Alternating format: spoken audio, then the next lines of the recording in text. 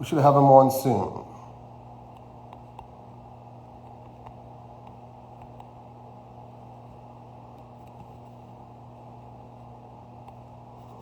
Huh.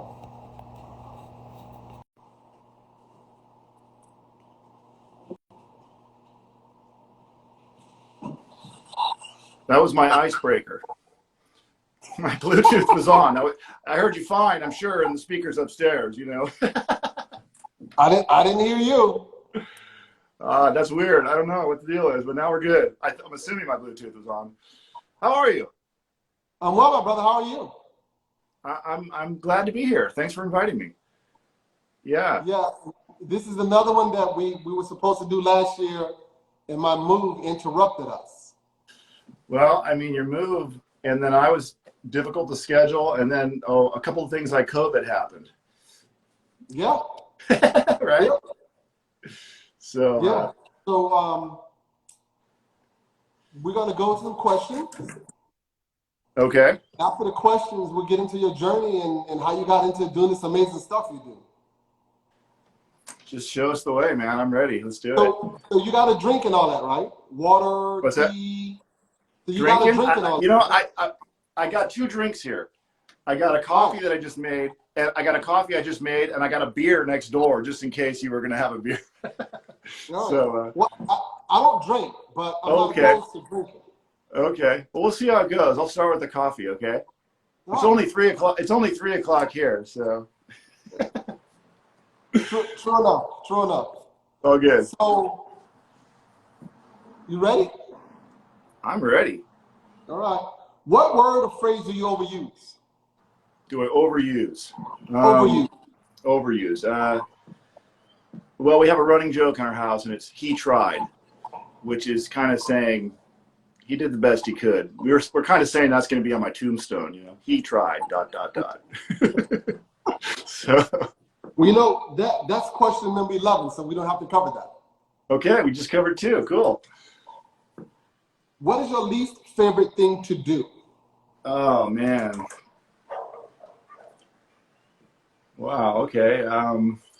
Well, working after I stop making money would be one thing, you know. That happens occasionally. Just to go finish the job and you're past the point when you're making anything.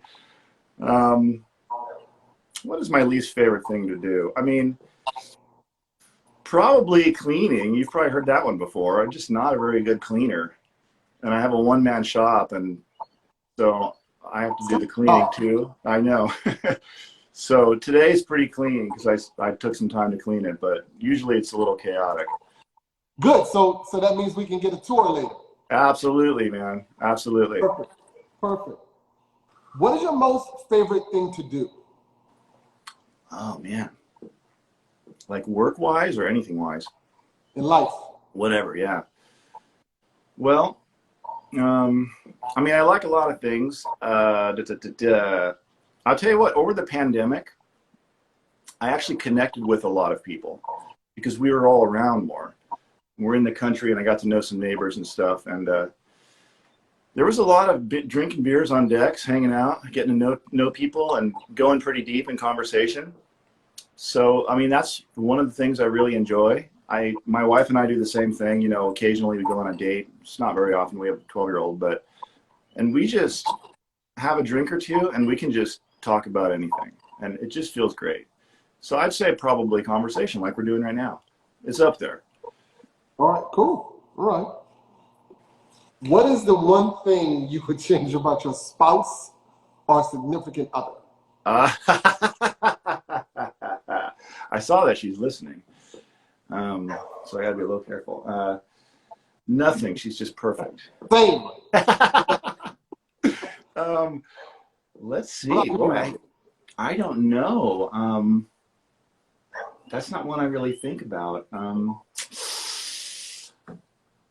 Well, it's not like we never have disagreements, but they're probably my fault. Good answer.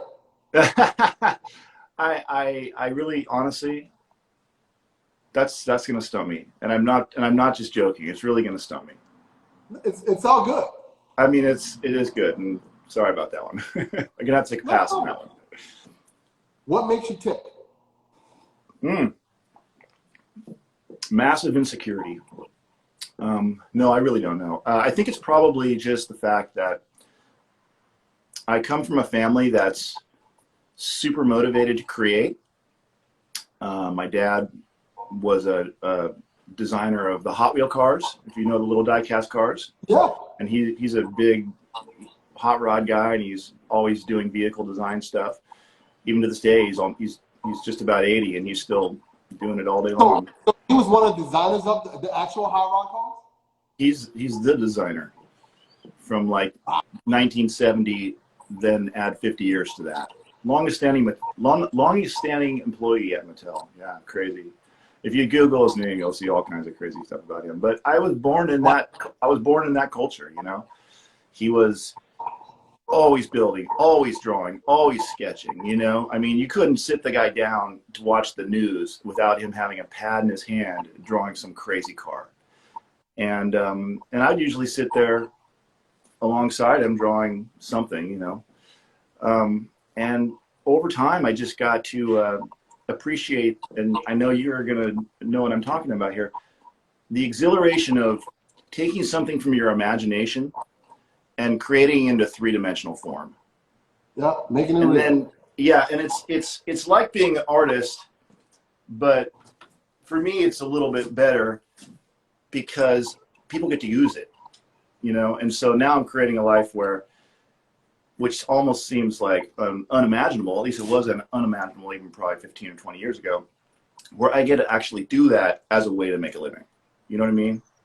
So just the whole concept of not having any separation between what you want to be doing that day, like it's the thing that you used to do when you didn't have to go to work. Now you get to do it every day, and the better you get, the more you'll be able to do it, and the more it'll progress. So that's a strong motivation for me, I would say. You're right. What irks you the most? I think arrogant people, or people that somehow think they're better, you know, either they have more money, or they're more popular, or they're prettier, or they've been around longer, so they've just got more traction, and somehow, you know, I mean, I think it's important. I feel personally, everybody is exactly the same. You know, I mean, I could be standing next to a famous person, and I could be standing next to the person who drove him here, and I think that they both deserve equal respect. And I've been in a lot of settings where there's like a big difference in the class of the people in the room, and I mean economic class. You know, from like the Robert Mondavis to like Lucino over here, who does the housekeeping. You know. And I don't feel, and I've seen how it works, and it makes me a little sick. And I think that anytime, and I can snip it out fast too. Like if someone has airs and they're feeling like they're above me or someone I know, I have a real problem with that. That irks the hell out of me. Okay. What sound makes you happiest? Sound, music. What kind of music? Oh man, well, I mean, it ranges from everything, and I'm sure you hear that too. I've always been. Let's see, it started in 4th grade with Led Zeppelin. Last year it was a Ukrainian quartet called Daka Braka, and everything in between. You know, probably when you were talking to me and I couldn't hear you, my earbuds had System of a Down cranking upstairs. So I'm not sure. It's just all over the place. But it depends, you know. It depends on my mood. You know, with the System of a Down, who I somehow missed that band when they were around. I just rediscovered them. Now, when I need a punch in the face, like I'm about to get interviewed by you, I listen to System of a Down. But if I want to listen to something, I'll listen to Hans Zimmer. He does soundtrack music. Beautiful stuff. You know, of course, just Deer Tick is a band I've been listening to lately. They've been pretty good. So, and everything else in between, really. Are you a big? I heard you're a big music guy, right? You love music too. Love it. Love it, Yeah. love it. How did that get started for you? Mama was a DJ. What? Mama was a DJ. Really? What kind of music station? It's a metaphor. Oh, gotcha. But let me explain it to you. When I was young, Yeah. like your mom, my mom played a whole bunch of LPs. Nice. The album covers, the big albums. Yeah. And all day, when I was home at night on the weekend, she would always play music. Wow. And that's how I kind of developed my ear and my taste for music. And the strange thing was, at about 14 or about 15, my family owned a ballroom, a bar. So there was always music around. Mm. And my grandparents would always be talking about when they were young and the music that would be playing and the artist and some story about the artist. Right. So at about 14 or 15, I was getting ready to go to high school. And that summer of 8th grade, I had an afro. Right. I was taking guitar lessons, and I took that afro and got a perm. Yes. And I wanted to be in a rock band. Oh, yeah. And I went to this enormous high school, and I was just some random black dude with a perm. So did the guitar differentiate you at all? No, No. I didn't walk around with a guitar. I was still taking that. It was all a dream. Right. So I was in special ed, and that is the time that the Euro pop came. Okay. Duran Duran, Oh, yeah. Aha, Uh-huh. Wham, I got those songs in my head right now as you're speaking. Yeah. Frankie Goes to Hollywood, the whole bit, all of them. Can I ask you real quick? 52s. Let me ask you real quick. What year did you graduate from high school? 89. I was 2 years before you. So I became kind of rebellious Yeah. and really got into this kind of music. Right. So I already had the R&B thing with me, and then I picked up this pop. And I'm an 80s dude. I love the 80s music. Right. So I would also, I don't know where I got this from, but I would also sleep with the radio on. Mm-hmm. So constantly I would always listen to music, and I always thought it was important to find out whose song it was, because the least you can do is know who's on the radio. Yeah. So to give credit to Mama was a DJ, I was at Morehouse, and I'm listening to one of the talk radio stations, and there was a music store called Wax and Facts, probably still there. Okay. And they had this group, it was a black guy and this Jewish guy, and their song was Mama Was a DJ. And the guy explained it just the way I grew up. His mom played a lot of music in the house. Oh, yeah. That was your exposure. Yeah. And off you went, right? Yeah. That was very heavy into it. That was the MTV decade. Yeah. Total MTV. Well, it was. I was heavily influenced by MTV. Yeah, I remember. I was there, man.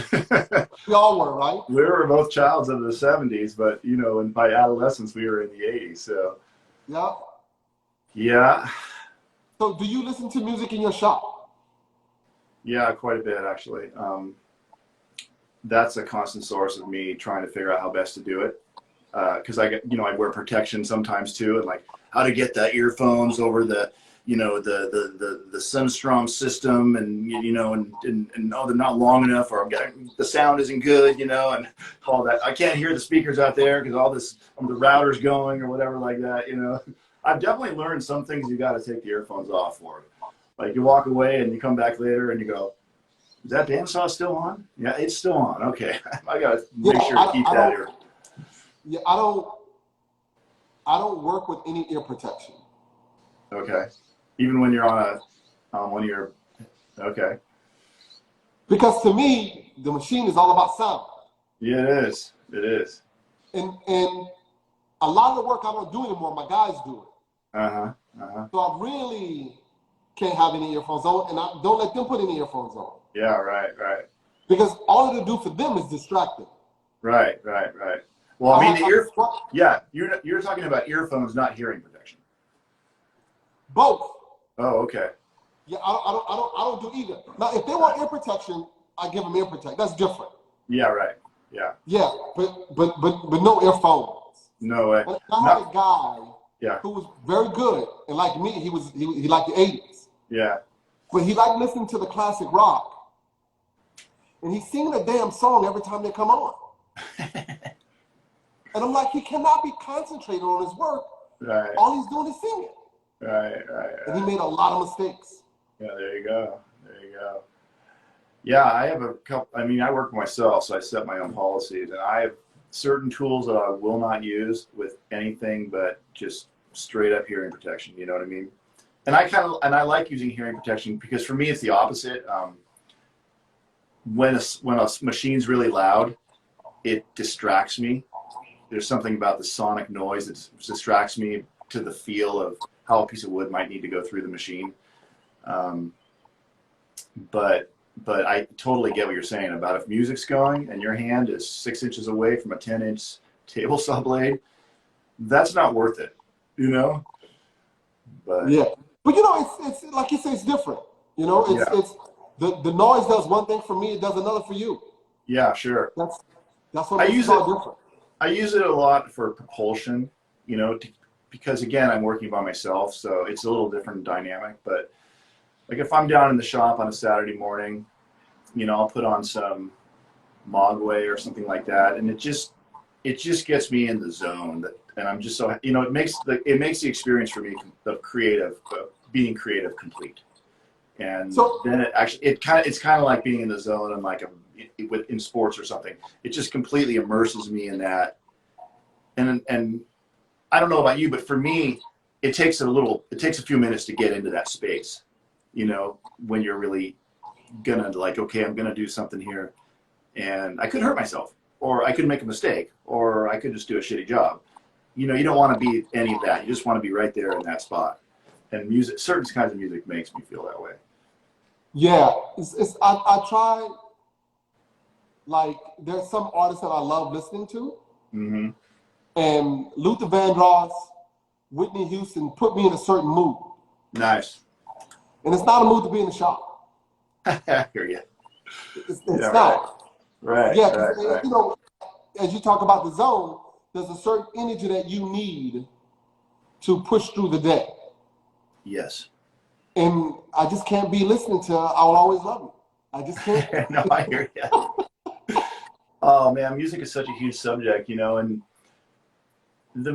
basically the only thing the only rule I have about music, and I used to be a DJ in LA when I was much younger, just the killerest station in Los Angeles, an iconic independent station called KXOU, and I was there for 5 years. And what kind of music?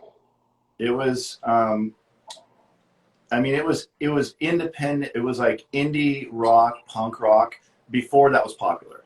Like towards I think kind of in the middle of that, maybe towards the end. Like to give you an example, like Nirvana was one of the darlings of the station, and they had just had their first album out, Bleach, and I think a single, and then they released Nevermind, and it changed everything, right?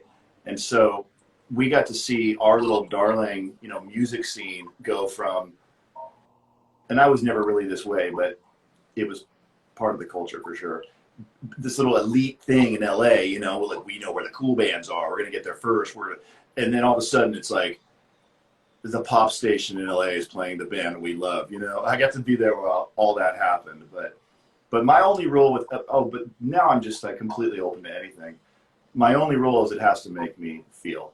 Like it has to make me either want to fight, dance, shout, run, cry, you know, feel maudlin, feel appreciative. It just needs to, like a movie, it just needs to resonate inside me. And if it's singing about drinking Bud Light in a pickup truck, I'm not so interested. Right. Kind of a point. I mean, hey, and like I said, that's not a statement of judgment. If your thing is that, then if you're getting into it, I got no Listen, place to say don't. in our industry, I bet you half of the guys get off on that. I wouldn't be surprised. Yeah.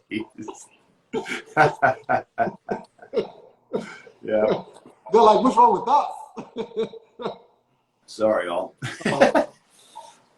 What sound bothers you the most? What sound? These are good questions. I mean, universally, I don't really know. I mean, I do kind of know, actually. I think the sound that causes the most cringe for me is, you know that when you're at a traffic jam, like you're in an intersection, and you hear that, and you know you're waiting for the, right? Boom. And you're kind of hoping it's not going to be you. That's not a great sound. I'll just leave it at that. I've got another one, but I think that's probably worse. You just go, ah! What is your favorite cuss word? My favorite cuss word. Yes. I never cuss. That's good. I don't really have a I try favorite. not to. Yeah, no, me too. I'm an equal opportunity cusser. So I probably swear, I mean, honestly, when something really happens, I use the F word pretty liberally. You'll probably see that at some point in this interview. But I mean, that's the first one that comes out, right? Yeah. And freaking, I'm a dad. I try to use freaking as often as I can. But sometimes even in the company of my family, it will come out. How many kids? I have one 12-year-old daughter. Right. Yeah, cool. I have a 23-year-old son. Did you say 22? 3. 23? Wow, all right, man. Good on you. Congratulations. You made it. Yeah. That's cool. It doesn't stop. Does he live near you? He'll actually be here tomorrow. He just finished college in Mississippi, and he's looking for where to set his roots. Wow, that's so neat. That's such a trip, Robert. It's like when I hear people like yourself who has an older child, it makes me think of how when you have a kid, and especially when it's your first kid, I suppose, it's like you're really curious about what they're going to be like later. Like before they start talking, you're like, what are you going to be like when you talk? And then in high school, and then as an adult, like your son, it's such a trip. Well, what I tell all people is keep them close. Yeah, for sure. That way you have more of an impact on what they'll be like. I agree completely. What profession other than your own would you like to try? Other than my own? Well, I'm getting up there in years. I'm not sure I'll have a lot of chances to try new stuff, but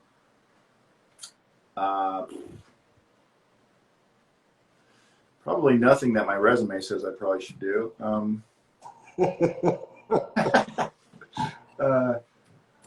I don't know. I mean,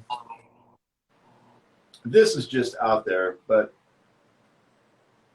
I think being something to do with movies, like a writer or a director, maybe, something creative like that. I mean, movies are it's like making a chair, but like on, hyper steroids, because you're taking a bunch of stuff, just a million stuff to say one thing, and that's, to me, it's just art, especially with, good movies. But yeah, I think maybe that. Yeah, sure. I think that I'll say that for now. What is it about your personality that drives your business? My personality? Yeah. What is it about your personality that drives your business? I'm hyper. I think I'm a pretty hyper guy. No, I know what it is. I'm manic. I'm literally on the spectrum, like a lot of creative people are. I mean, my family history is people in institutions, literally. And so I know I'm on that manic depressive spectrum, I've been very fortunate in my life because it's so far represented itself as mania and not depression. Mine is depression. What's that?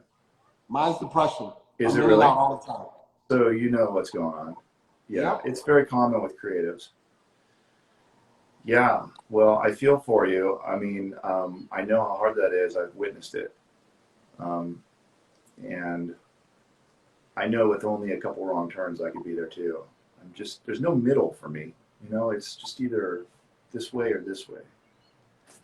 Yeah, Are you okay? Are you okay with? with it? Like, are you able to manage it? You obviously are very successful. Well, see, that's the thing, right? I try to manage it so it doesn't manage me. Right. Like when the last time I was doing this, I was in a very good place. I was interacting with people. I was talking to people. It was good. It kept me busy. Right. But when my move happened, it completely took me out of my rhythm, out of everything. Super disruptive. And within that, there was a panic of what am I going to do? How am I going to do this? Yeah. Yeah. Because as you know, you don't want to be paying rent in two places. No, not at all. And I did that for a while. Oh man. And it took me, I started last September and I finished a month ago. It's been a big process. I've been watching it. Yeah. Yeah. So it's just been exhausting and disruptive, right? And that got you? Yeah, too much. I mean, cause my brain is on overload every day, just automatically. Yeah. And then to put all of this pressure on it, it was just a lot. Yeah, I hear that. It was a lot. But you know, as with everything, you push through. Are you able to feel the sort of curve, like, and start to tell when it's still leveling off and maybe getting back to, or is it just like a daily thing where it's just today's going to be this way, tomorrow's going to be who knows what? Well, it's like me dealing with trying to manage depression has a lot to do with what pressure or the pressure that I put on myself. Right. And if I'm in and working and doing it, there's less pressure that I'm putting on myself because I'm actually participating in the movement of what's going on. Right. And when I'm not pushing it, when I'm not driving it, it drives me, and that's when it gets really bad. So basically, working hard is therapy. Yes, it's or distraction. Yeah, it is. Yeah, right. I get because it. Totally. I've always, like, I'm always friendly with people. I'm always friendly in settings, but most of the time I'm alone. I hear you. And that's been most of my life. Right. And that had to do with me not wanting to social, associate anyone, weddings, funerals. Wasn't your thing? I just couldn't get up to go. Yeah, I hear that. So would you say you're introverted? Because I, like a lot of introverts, perhaps I don't really get that from you. But I don't think I'm introverted at all. There are times when I don't want to be bothered, and there are times where I can't deal. Like, I don't think I'm introverted, but I'm uncomfortable in crowds. Right. There's some crowds that I can't deal with, and sometimes it could be a house party. I just don't feel comfortable. That makes sense. So I mean, it makes sense in a way. I know that introverts are basically people who, when they're around other people, they expend energy, and extroverts, when they're around other people, it gives them energy. You know what I mean? At least that's a simplified definition of it. And I'm sure there's a zillion versions of it. But Yeah, pervasive that. I But yeah, get that, you know? Yeah. yeah. So it's like I'll be around people. I'm good for the first 30 to 45 minutes. After that, Yeah. done. Right. So I you're remember, so you're saying that the isolation is actually working against you with the depression thing. Do you think? but sometimes it's good though. Oh, okay. Let me give you an example. Right, I worked at Four Seasons Hotel Mm-hmm. for 20 years. I worked in a Wow. bar, so I Wow. would always be on. And when Yeah. I left, after I punched out, We're done. I was done because I had enough. I hear And I that. remember when I first started, we would be laughing and giggling at work, and one of my colleagues, they would all go out and drink after. Right. Well, I don't drink. I've never drank. Interesting. Cool. And I remember saying, "Oh, come and hang out with us." I was like, "Okay," but I know this ain't my thing. Yeah. So I go and I hang out with them, and they're all laughing and talking and giggling, and I'm in a chair alone, quiet. Yeah. And I remember her saying, she goes, "You're awful to come out with."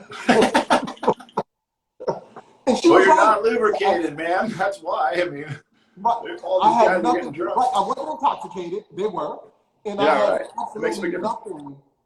Yeah. We didn't have anything in common. I had nothing to add to what they were doing. Yeah, that makes total sense. I mean, So 20 minutes later, I was gone. yeah, yeah. Because I couldn't hang.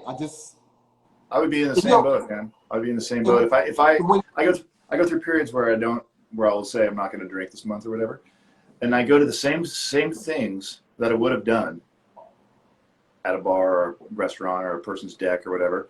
I'm out of there in 22 because it's like the vibe is something different, right? yeah, Interesting. Well, it's funny that you have employees and you have this big business and all of this responsibility, considering that you kind of, are fine with having people at arm's length.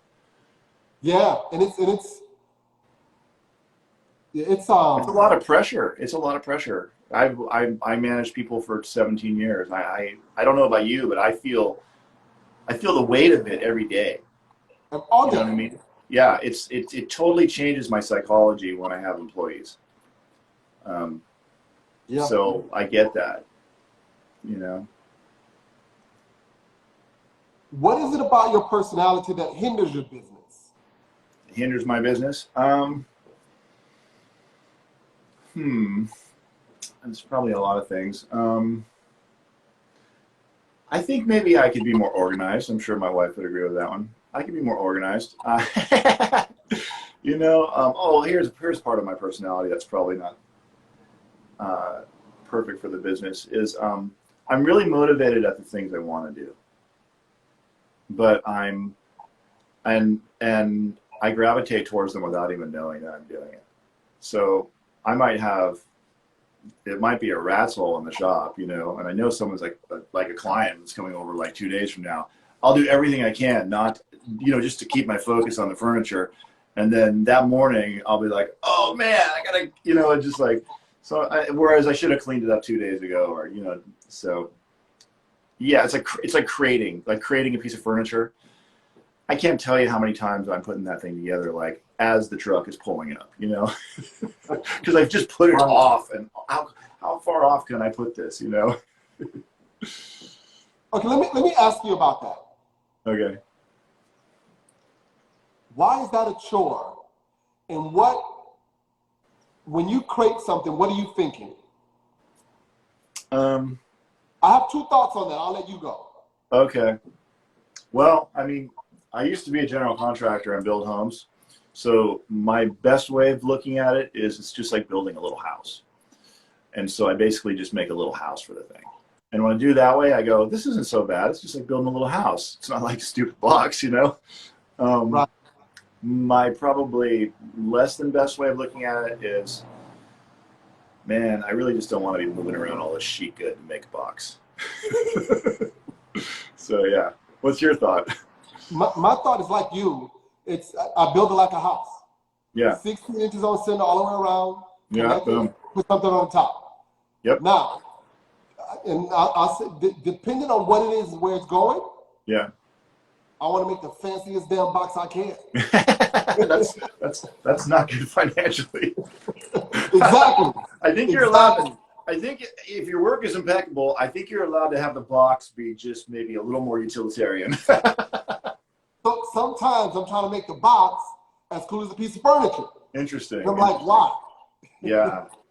Well, it's tough. I mean, the whole freight thing is, as you know, it's a real challenge for small builders like us. And I think a lot of us are waiting for something disruptive to happen so that we can start actually shipping things affordably for our clients. Almost everything I do is white glove, blanket wrap, you know, and it's just it's not only is it ridiculously priced, it takes freaking forever to get there. And half the time they lose it. You know, my client will be like, it's 3 weeks later. Hey, do you know where it is? We just called so-and-so. And I'm like, it's in LA still, you know, and the person's like back east. It's like, so I don't know. It's a real, I know with a lot of guys, like I can talk to a lot of the guys that you know, the woodworking furniture maker guys on Instagram. And it seems like we talk about freight almost immediately, you know, what are we going to do about freight, you know? Yeah, I just. Do you have any advice? What's that? Do you have any advice? I don't know. I mean, I deal with 3 different people. Yeah. And I call and I'll email them all at the same time. So I need this, I need this, I need this, and I wait on them to get back to me. But I have a forklift here. Okay. I don't have a load dock. It's ground level. Right. And we just sent 38 pieces to PayPal, and it was 2 screens per pallet. Mm-hmm. And I had to separately ratchet them down to pallets so they don't move. Right. It was just too much. And then they were asking for a blanket on them. I'm like, I don't think a blanket will be necessary because they won't be touched at all. Right. So they're strapped to a pallet and they're not moving. Yeah, that was a big job too. Yeah. So and plus, so if you want, you can send the blankets to me. Right. Because that's an expense in of itself. Oh, for sure. For sure. Because I think it may have been 2 blankets per screen. Mm-hmm. Mm-hmm. So it's a lot. It's the whole, and even locally, delivering is a lot. It is. It is. I recently had a client that just ordered 4 chairs, and it was going to Nantucket, I think. So it had to get shipped. It had to get shipped to like Boston, and then so I had to pay all the charges to get it. Well, I didn't. The client did, and then she had to hire a completely separate shipper to get to the island. I mean, it starts to become out of scale, really. And the funny thing is, and your stuff is bigger, but I see how a couple guys do it, a couple of the smarter guys, and I'm thinking maybe there's something better. Like this client actually said FedEx freight box. There's an insurance issue there. Maybe you'd have to do third-party insurance, but I mean, for like $250, you get it across country in 3 days, and they give you the box. For, you know, I could probably fit 2 chairs in there. That's you know, good. yeah, you got a box you got to throw away, and if you want to spend the $900 and not have a box to throw away, you have that option. It's going to take a month to get to you, but whatever. So maybe there's just something like that. You know, I need to do more exploration. I need to make shipping. I need to make shipping not a barrier. Exactly. You know it needs to be your friend. Yeah, it needs to be one more service that we provide somehow. Yeah, and you know, and with the bigger companies, they source all of that out. What do you mean? Like the shipping, they have a shipper come in and do it, and they have contract with shipping companies that take care of that. Oh yeah, they don't even worry about it. And when I do blanket wrap, I don't either. You know, they just show up and I take my air compressor, put a bag on it, and say here. You know, but I'm willing to do a little work if it saves my client some money. Yes. Yeah, but when it starts getting up to be like, I mean, 40% of your piece of furniture's cost, in addition to that, is shipping. You're kind of going, this is not right. Right. Who would you travel cross country with on a motorcycle? On a motorcycle? Well, I mean, the guy I ride motorcycles the most is my dad. So he, like I said, he's 79 years old, and he's got a bike up here too, and we jam all over the place. So riding cross country with my dad would be pretty cool. What would be? You know, if it had to be like maybe someone I didn't know, I don't know, maybe like, you know who Tom Waits is? Tom Waits, the singer and actor.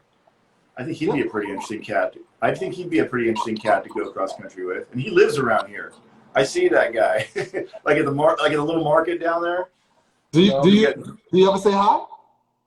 You know, I kind of don't want to be that guy, even though I've loved the guy since like the 90s when I lived in LA. And I'll tell you a funny thing about Tom Waits real quick is that I see him around all over the place. He lives like 5 miles from here. And the first time I saw him, we were pulling up to this little market, which is almost like a shack just down the road. This guy pulls up in this black Audi, and he gets out. His hair's just like, oh. He's got like these jeans that are like, he's got no ass, so it's like jeans are falling off his ass. He's wearing Doc Marten jeans. He's wearing Doc Marten boots, and he's got to be like, he looks like he's probably maybe in his late 70s, probably my dad's age. And I remember thinking as I was getting out of my car, who does this guy think he is? Some sort of aging rock star? We go inside the market. I'm getting my coffee, and I hear him say, he goes, "Hey, Anthony, are these the best tomatoes you got?" And I was like, that's freaking Tom Waits. Immediately, like when I heard his voice, you know, and now I see him everywhere. Like he's always holed up in some corner with his wife in a restaurant, or he was getting scones the other day in front of me in line. Every time I see him, I don't want to bother him, you know. Okay, let me ask you this, right? He's someone you admire, right? Well, he's an awesome artist and actor, yeah. Yeah. So, I mean, you're no slouch. So, introducing yourself as someone who admires what he does and telling what you do may create an equal interest. Yeah. Because you saying hello doesn't make you that guy. No. You know what I've done? How else do you meet people? What's that? So how else would you? Yeah, I know. I know. I guess I have this idea that because he's a celebrity, one of the few celebrities that lives up here in Sonoma County, West Sonoma County, he probably gets bothered a lot, you know?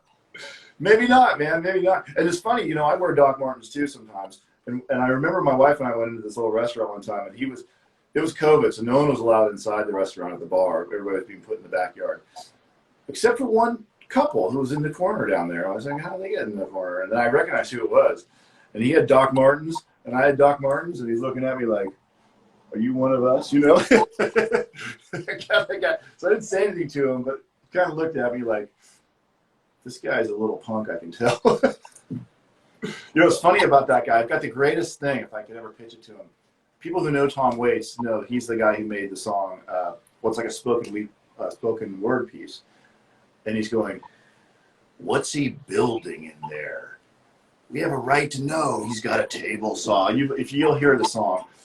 And I thought it'd be great to just like have a picture of him sitting in one of my chairs with, what's he building in there, you know? I think you should introduce yourself. Okay. Well, maybe one day. I'll let you know. I'll message you if I do. You can become a client. You might. I probably have to make something out of like whalebone or something, but yeah. You never know. Maybe. Good advice, Robert. I'll do it. What was your favorite concert? Concert. Oh man, I saw some good ones when I was younger. And I saw really a couple good ones last year, or 2 years ago. Can I give you top three? Real quick? No. Real fast. Public Enemy, right after Rodney King in LA. That was hard. 24/7 Spies open for them. When we walked out after the show, which just blew my mind, it was fucking riot police for 2 blocks both directions lined up. It was awesome. So I love that show. At the same place, right around the same time, I saw Fugazi, who is one of my most, just the band that really, to me, set me straight when I was younger. That was amazing, seeing them at a small venue in the early 90s. They just were so good. They say you shouldn't meet your heroes because you'll be disappointed.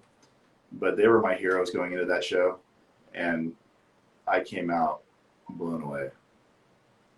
Saw Sonic Youth at a gym that same summer. But I think probably if I had to pick my all-time favorite, Robert, it was going to be, there was a band, I think they're still around, but I don't listen to them anymore, but the early stuff was cool. Hardcore band called Helmet. So they're like a really hard-driving alternative rock band. And I saw them at a bar in Long Beach. And I was in love with the band before I went. It was very earlier in their career. And I just parked myself next to the dude's bass amp. I mean, it was like this tall, double Mesa Boogie stack. And I mean, my hair was like going this way at the end of the show, you know? Did you have so driving? Did you have ear protection? No. No. I was young and stupid, man. It was amazing. It was an amazing show. But real quick, as an honorable mention, there's that Ukrainian band, Daka Braka, that my wife and I love, and my daughter too. And so we go see them, and they're amazing. Yeah, I actually cried during one of her cello solos. It was amazing. Wow. This beautiful Ukrainian woman in like traditional Ukrainian wedding garb with this giant hat, and she's playing Daka Braka. Everybody, check that band out. She's playing this cello, and the little section where she does a solo starts kind of normal, like kind of classical, and by the end of the section, she's like scratching her fingernails down the freaking neck. It was so hardcore and moving. It's weird that I feel that's as heavy, and they play with like a cello and an accordion, as I think like Helmet's heavy, and they play with like an ESP guitar and like Mesa Boogie amps. It's weird, but yeah.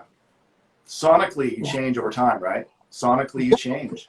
Like Yeah. what hits you then hits you different now. Exactly. Did you have a childhood nickname? A little bit. Woody. Right. My name's Sean Wood. Which, by the way, my name is Sean Wood. My company name is MorningWorks. Don't conflate the two. It gets very embarrassing. I can't tell you, Robert, how many times I'm talking to some proper older woman, you know, and I have to finally correct her and say, ma'am, it's not MorningWood. You're going to the wrong websites. It's MorningWorks. You know? Telling you, man. It happens over and over. When was the last time you cried? Oh. Well, it wasn't at that show because that was pre-pandemic. Well, I don't really cry much except in movies. So it's probably some movie. I don't know which movie. I can't really think of the movie offhand, but I tear up at the smallest thing in movies. So yeah. Okay. What impact do you want to leave on the industry? Oh man, I'm not going to leave any impact on the industry. I really don't think so. I'm just a guy making chairs here. I disagree with that. I think your impact is what you do, what you're known for. Yeah, okay, I get you. So Okay. it's not necessarily something giant. Right. It's you and your thing. Right. Okay, I have an answer for you then. So all the furniture I make right now is pretty much first generation MorningWorks. I designed everything in a year. And it's kept me busy now for 8 years, whatever it's been, which is something I didn't expect. I have like all these ideas and mostly finished prototypes ready to go. And they're not, I mean, there's a couple that are right in the wheelhouse, but a lot of them are very different than what people would expect is coming next.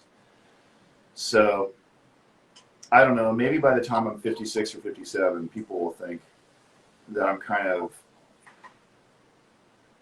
crazy, frankly, because the stuff I want to do is way out there.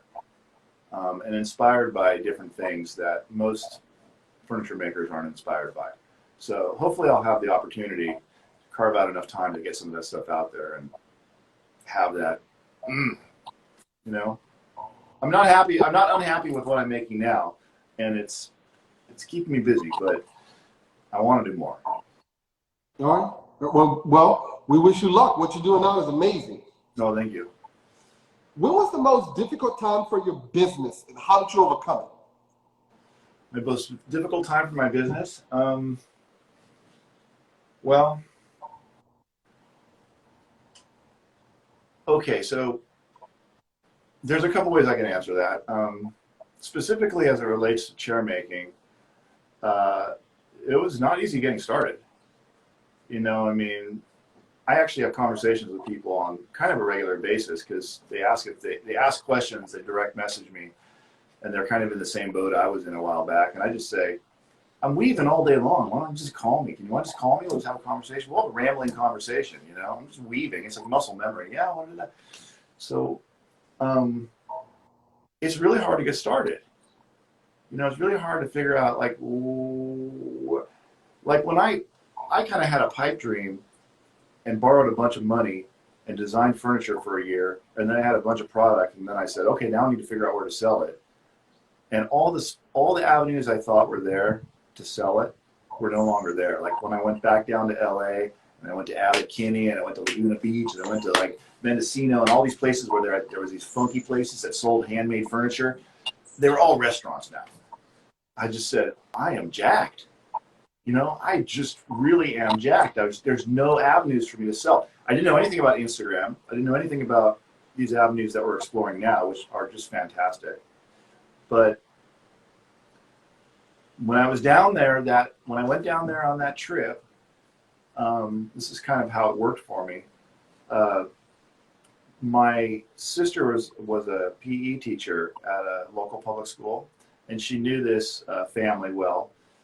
And she said, you got to meet this guy, Andrew. He's got this, this reasonably good sized business. He sells furniture, he sells fabric, you know. And I said, well, we'll do what you can. So Andrew gave me a courtesy interview. He's the CEO and owner of Theodecor, which distributes most of my stuff to the trade. And he gave me a courtesy interview. I went in there, and he basically just agreed with me. He's like, yep, you're jacked. You're screwed. There's no way you're going to be able to sell it. And I was like, okay. I was so depressed. I got in my car, started heading north, and before I got halfway up to San Francisco, he called me and said, you know, I just ran your stuff by our reps, and do you want to partner up and see what we can do? And I was like, okay, let's do it. So it was pretty depressing there, but I got a little lucky break. And Andrew, and this particular individual, I feel, was responsible for getting things started. You know. Of course, it was another year of borrowed money because I had to get all the showrooms with samples, and then things started out slowly, and you know, I can't tell you how much stress it was at the beginning. And the stress wasn't so much that, I mean, for me, the default's always been, well, worst comes to worst, we'll sell our house, you know, and we won't have anything, but we'll start over. And my wife is just she would just as soon live in a tent in Costa Rica than have a nice house. You know, she's just very, very supportive and likes adventure much more than material things. So it wouldn't be the end of the world for us like it would be for some people. But that's always been my backstop, you know, because that's where all my equity is. Well, it doesn't work out, we'll sell the house. But the thing that scared me most wasn't so much losing everything I owned. It was the idea of having to go try to find a real job. Like, what am I going to do? I wouldn't want to work in a cabinet shop. A real job, yeah. I mean, I've got experience in business administration. Yeah, you want to manage that over there? Oh, I sure would. That sounds great. No, you know, what would I do? I'd be miserable. Then I'd be one of these people, like pretty much most people I know, who are just working to retire. You know, they're just trying to get to retirement. Yep. Have some time. They're just getting from here to there. You know, so that was my biggest fear, to have the last part of my career, to my perception, pretty much suck. That would suck. You know, whereas before, you know, I've got this dream over here that I'm pursuing. You know, it's like to the stars, everything I want, but you know, I might be like, I don't know, like a manager for some logistics company over here, which is great for some people, but it wouldn't be great for me at this point, even though that's probably what my resume should say I should do. That was my biggest fear. And it stressed the heck out of me. Do you have any black friends? I do, yes. There's not a lot of black people in Sonoma County, I can tell you that. Well, there's actually, I think at our school that I know of, there's 3 at my daughter's school, and we are friends with all of them. But I have a really close, Let me define friend. Okay. Friend is someone that's been over to your home, Yeah. or you've been over to their home. Right. Their kids can come and play with yours in your place. Yeah. And your Right. kids can go and play with them at their place. Yeah. So then I guess I would probably say that those 3 people are acquaintances more than friends. But I have a very close friend that is black, and he is a friend and a mentor. So in my 30s, for 10 years, I worked for an art school in Napa, and Stephen Thomas was the director of the school, and he was my boss.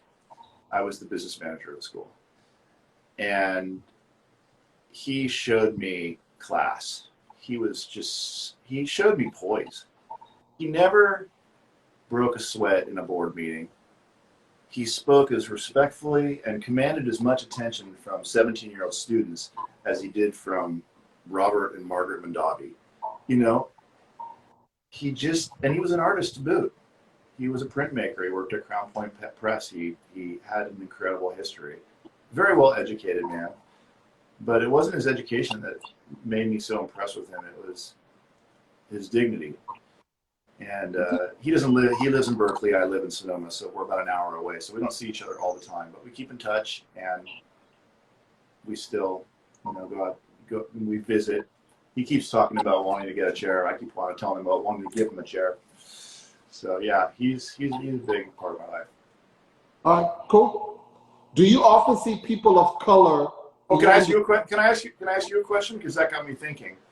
What about you? I'm sure you have black friends, but are they mostly black or white? And I'm curious, do you hang out with both at the same time, or is it like separate? Are your crews separate? No, that is a question. Yeah. Now, let me get to the first one. Yeah.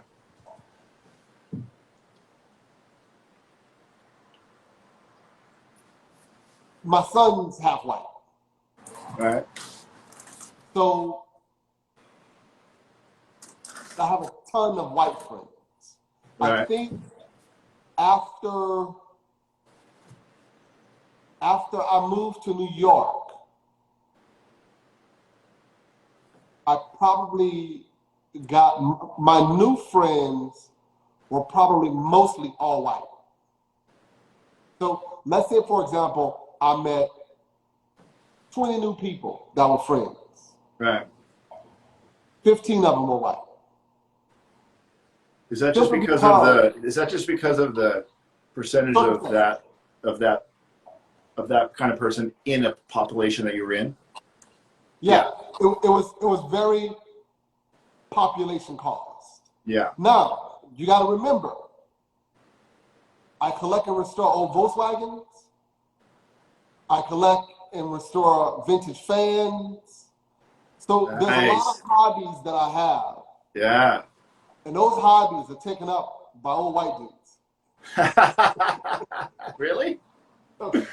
Yeah, so that kind of put me in a place where I would have the natural cultural friendships, but the things that I desired to do and dreamed about doing, was curious about doing, brought me on the other side. That makes sense. Because let me tell you, now you got to remember, right? I told you I had an afro and a perm. Right. And listen to pop music in a rock band. That's a push toward white. There's nothing about that that's black. Okay. Well, pimps had perms. Afro, yeah. So, and I was a Republican I worked in I the think White House. I heard that in your interview with Tom Jones. I was surprised. Yes. I was a Republican. I worked on Capitol Hill. I worked in the White House. Incredible. That was a time, and most of my black friends are my friends from high school. Some from college, but mostly from high school. I'm very prideful about my high school. It was all black. It was all male. Wow. And we changed, and it opened in 1951 to educate young black boys. Wow. And we changed the landscape in Louisiana. Whether it was through a lawsuit, through sports, through intellect, through the band, whatever it is, we changed the course there. That's killer. The schools integrated to compete with us. Nice. So my interaction with both races has been equal, even. Mm-hmm. But with that being said, I think America is a racist country. Yep. I think it's the most beautiful, wonderful place in the world to live. Yeah. But it has its issues. Yeah. There's nowhere else in the world I'd rather be. Right. I love this country, but it has its issues. Oh, yeah. So I would like to think that I'm kind of clear on where I am and how I feel about the place I live. Yeah. But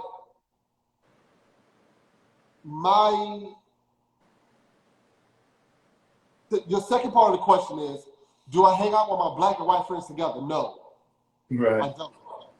Because my black friends are mostly from Louisiana. Right. And when I go home, there's my son's grandmother, whom I love. I go see her just like I go see my mom. Mm-hmm. That's my white interaction there. Right. I have a couple of people who I adopted as moms that were white. Right. And that was from my Republican days. So when you take them out of the mix, everything at home is black. Right. Everything at home is black. Right. So they don't mix. And I think the only way they would mix is if there was something that I was having and people were coming to it together. Right. But remember, I don't drink, I don't smoke, I don't go out to bars. Right. So there's no way for me to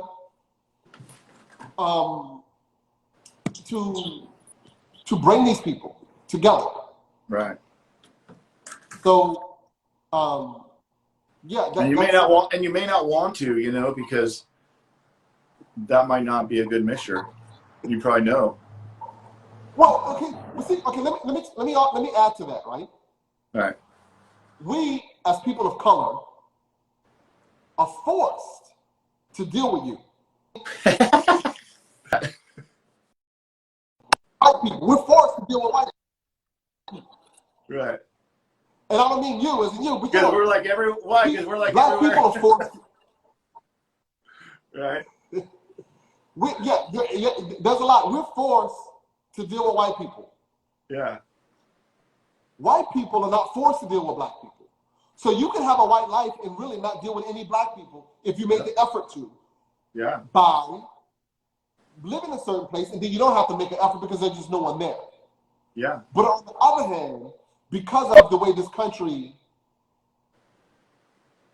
was built, was the things that happened to this country, we can't isolate ourselves.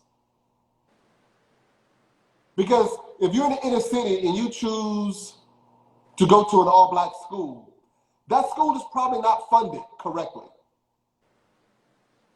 Right. That school is probably not funded correctly because the city is giving that money to the white public schools. Right. So I think for us, it's a little different than it is for you all. Yeah. And plus, we don't fear you. Right. And let me tell you what I mean by that. We weren't taught to fear white people. Right. So there's not this ingrained thing about that, or inferiority complex, or anything like that. Right. So what I really like, what I like to hear you say are all these things, because, and I have conversations that are similar with my neighbor who's black and other people that are black, because I mean, we're ignorant, you know. It's like we don't know. Like my neighbor Jay and his wife Weedy. He's from St. Lucia. She's white. You know, she'll say, you know, people go to the other side of the street when we walk down the road. You know, and she'll say these things, and so I could never imagine that. And you're like, what is but that? The thing is, just because I don't see it or I don't do it, I have to have enough humility to recognize that it happens all the time. Yep. You know, like my friend Steven telling me about, you know, he has to have a conversation with his son, who's 17 years old, about what to do when he's pulled over. Yeah. I don't need to have that same conversation with my white daughter. Nope. You know, we don't think about it, and you know, we're intentionally ignorant about it. But I'll tell you what, and I'm not a big consumer of media, but I think that we've all kind of had a real awakening in the last couple of years, or last even year or two, whatever, because I never could have imagined it was as prevalent, and it obviously appears to be. So yep. There you go. Yeah, no, Wipe that smile off my face, because in white, comfortable West Sonoma County, you know, I'm not seeing it. but no, in all fairness, there's nothing wrong with you being comfortable. There's nothing wrong with you not knowing my struggle. Right. But to deny that I have a struggle is where there's a problem. Boom. Exactly. People get so arrogant. People get so arrogant about things they don't know. You know? Yeah, so I don't, just like I have some black friends who are rich and they don't know about the black struggle. Right. And that's kind of good. Right. Right. I hear you. But at the same time, it doesn't make you any less of a person. The issue comes at the inability to listen. Yeah. Or to have compassion. Well, I feel as though humility is a very important thing. And humility opens you up to learn. And I don't know where we started thinking that we know everything. And that was like an okay thing to believe or to even act. I'm going to plug in my phone because okay, it's getting... Well, it's all good. We're good. Yeah. All right, so you know what? Huh. Let's get with these questions, man, because it's 7:15. Okay. Oh, wow. We haven't even gotten to your journey yet. What's up next? Who would you most like to have a conversation with? Have a conversation with? Yes. Boy. Probably a lot of people. The things that come to mind are, well, no, I was going to say a designer or an architect I'm a fan of, but how about Thoreau? Henry David. He was, I can't state that I'm a big reader anymore, and never really was, but I read a little bit when I was younger. But boy, everything he said in Walden was just so amazing and true, and it changed everything I thought about everything. You know, between Walden by Thoreau and Fugazi's first 3 albums, I think I pretty much changed completely as a person in my late 20s, you know. And a lot of what he said was about not being material. And that was, so yeah, I'd like to have those conversations with him. All right, cool. Henry David Thoreau, sure, why not? Would you travel to the moon? Would I travel to the moon? I have no interest in traveling to the moon. All right. Thank you very much. What was your best business move? My best business move? Well, okay. I mean, going on Instagram wasn't a bad thing. I'm kind of a Luddite, man. I was holding off. I just didn't realize how important it was. Wow. Instagram's a double-edged sword. You know, I've got a 12-year-old daughter. You know, I see the reels, but but now I know. What was the hesitation? You know, a lot of us are kind of thinking social media is not a particularly healthy thing in general. So, and Instagram is the entire universe of my social media engagement, and it's usually about 15 minutes a day. So I get to about like a third of my feed, and then I take a nap and go back to work, you know? So yeah, I don't know, you know, now that I realize it's kind of like, I have friends who are artists, even friends who are teachers, but they wanted to be full-time artists. So they quit their job at the college and they borrowed some money and they became full-time painters for about a year until their money ran out. And they weren't willing to do little shows and join little, you know, kind of the, you know, they kind of felt like they were museum quality, you know, they should have gone right to the galleries. So, and it's kind of like, you got to come down to earth first, you know, maybe try to sell that at the farmer's market. If anybody's interested, you can start thinking about like the high-end gallery later. So I think there was a little bit of that, like, I shouldn't need Instagram, but I had no idea how powerful it was. You know, I mean, Instagram, as you know, takes out the third party, and I still rely a lot on third parties for about half of my work, but it lets you communicate directly to people without having to hire somebody to make advertisements for you. Then you got to take it out in a magazine, or you got to pay some other media. I mean, it just goes direct. And if you're a DIY kind of person who can figure stuff out or take photos or feel like you can share your message with people, it is very powerful in that respect. And so that was probably the best decision. Yeah. What was your worst business move? My worst business. I mean, I'm not sure. That's still to come, probably. I waste money all the time on stupid things. You know, I'm thinking this is the greatest idea. I just bought 15 leather Italian hides for a promotion I want to do, and now I'm starting to wonder. Oh, and a whole stack of ash. Do you think this is such a good idea? You know, I do that stuff all the time. What? The stack of ash, yes. Yeah. So I got to follow through. We'll see. But yeah, I think it's just mostly small decisions that I make that cost me money, and then maybe I realize afterwards I should have thought about it longer. But do you not get to it later?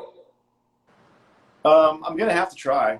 Yeah, I mean, I will be getting to it on this particular job with all this leather. I will, if I can pull off the idea by the date I want it to. So, right. What advice would you give to someone just starting? Just starting? Well, this is my free advice is about worth what you pay for it. But what I usually say to people who are getting started in furniture is, it's really hard to differentiate yourself as a woodworker.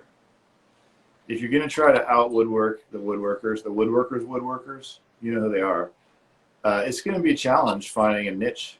You know, I mean, it's been done. A lot of it's been done, and there's a lot of people out there that are very technical in how they do their woodworking, and it's going to be hard for somebody new to somehow excel in that technicality and still get paid enough to make it worth it. So I usually tell people, try to find a voice, if you can, that doesn't have 100% to do with the woodworking. Is there something else that you can do?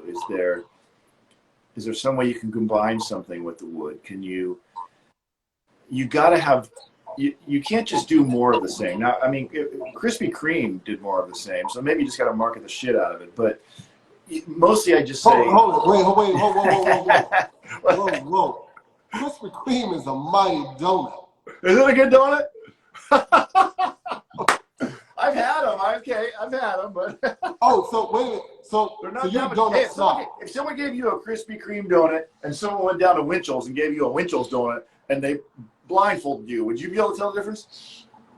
I don't know what Winchell's is. Oh, that must be a West Coast thing. Well, some other random donut shop. Oh, definitely. Really? Okay. Yeah. Well, then maybe it's a Krispy bad Kreme melts in example. your mouth. Okay. No, Well, for there you real. go. You got to find furniture that metaphorically melts in your mouth, and you're good to go. So, okay, so let me ask you, have you Yeah. had Krispy Kremes? I think I have at least once. Somebody, yes, I did a mountain bike race once, and they gave us Krispy Kremes and a beer afterwards. No, So maybe I was a little distracted. no, no. You gotta get Krispy Kremes when the light is on. Okay, gotcha. Well, The I'll light go is look for on, them. you're fresh out the grease, Yeah. and you bite it, and it disappears. It disappears in your mouth. Wow. It's like Okay. magic. Well, I'll DM you a picture of me eating my first Krispy Kreme in full presence But of the Krispy. is Krispy Kreme on the West Coast? Yeah, pretty sure. You I'm gotta pretty sure they are. I'm pretty sure they are. People have got You them gotta out go here. when the lights on. Okay, I'll go find one. Do you have a mentor? Do I have a what? Have a mentor? A mentor? Yes. Well, like I said, my buddy Steven has taught me a lot, just about being a person. In terms of woodworking, not really. No, I mean, I'm pretty much self-taught. You know, I So, don't have somebody. I don't have somebody that showed me how to do it. To be honest with you, I really don't. I never have. You know, you always hear about people. They had that great teacher, right? And they had that, or that person that, at a certain point in their life, you know, went in there and said, "Hey, let me help you out, and we'll do this."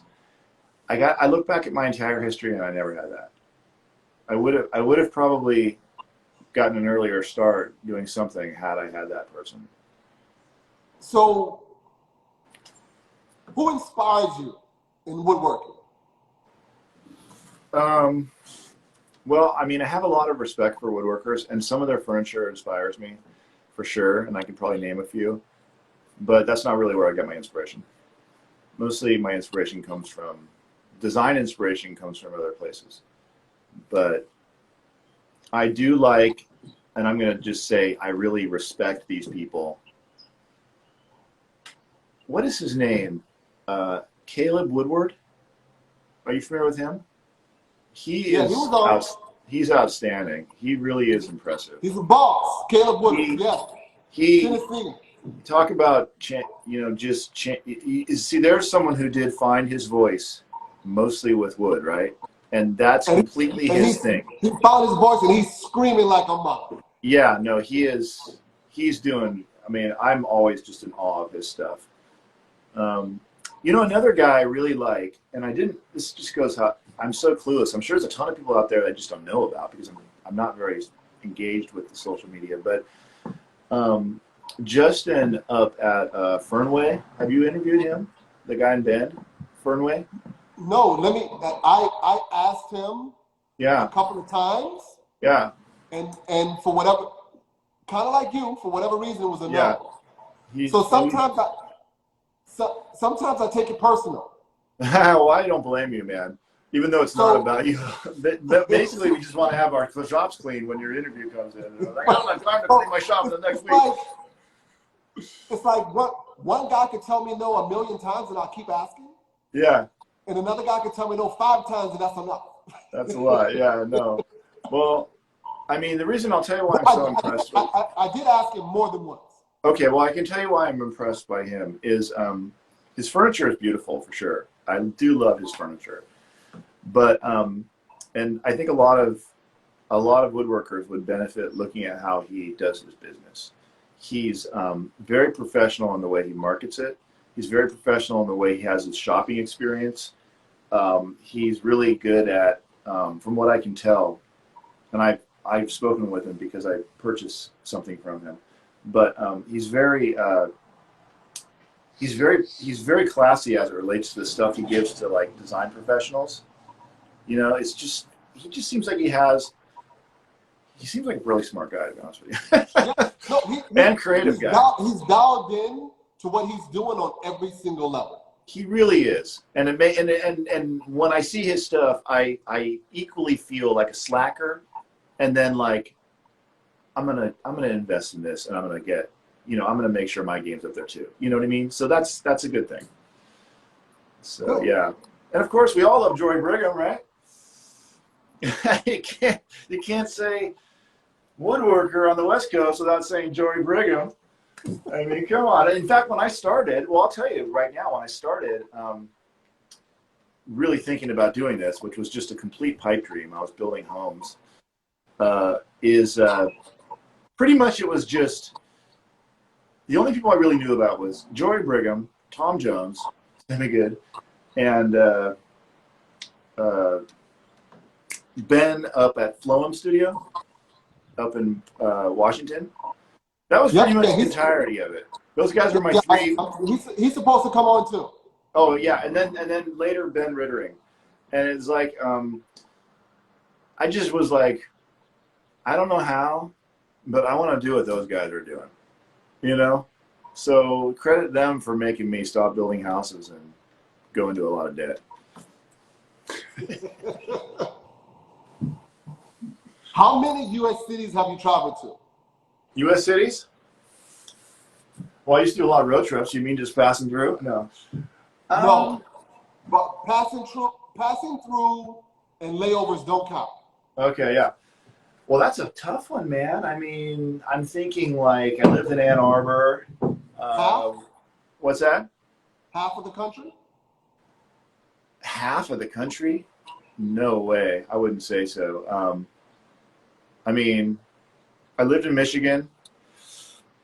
When we were there, we would go to Connecticut, New York, Eastern Seaboard, Upper Peninsula. Okay, I'm trying to think of everything. And then, you know, we did a road trip once with a big Airstream trailer, so we stayed in a lot of places in the South. So like Florida, that was a trip. Texas, that was a trip.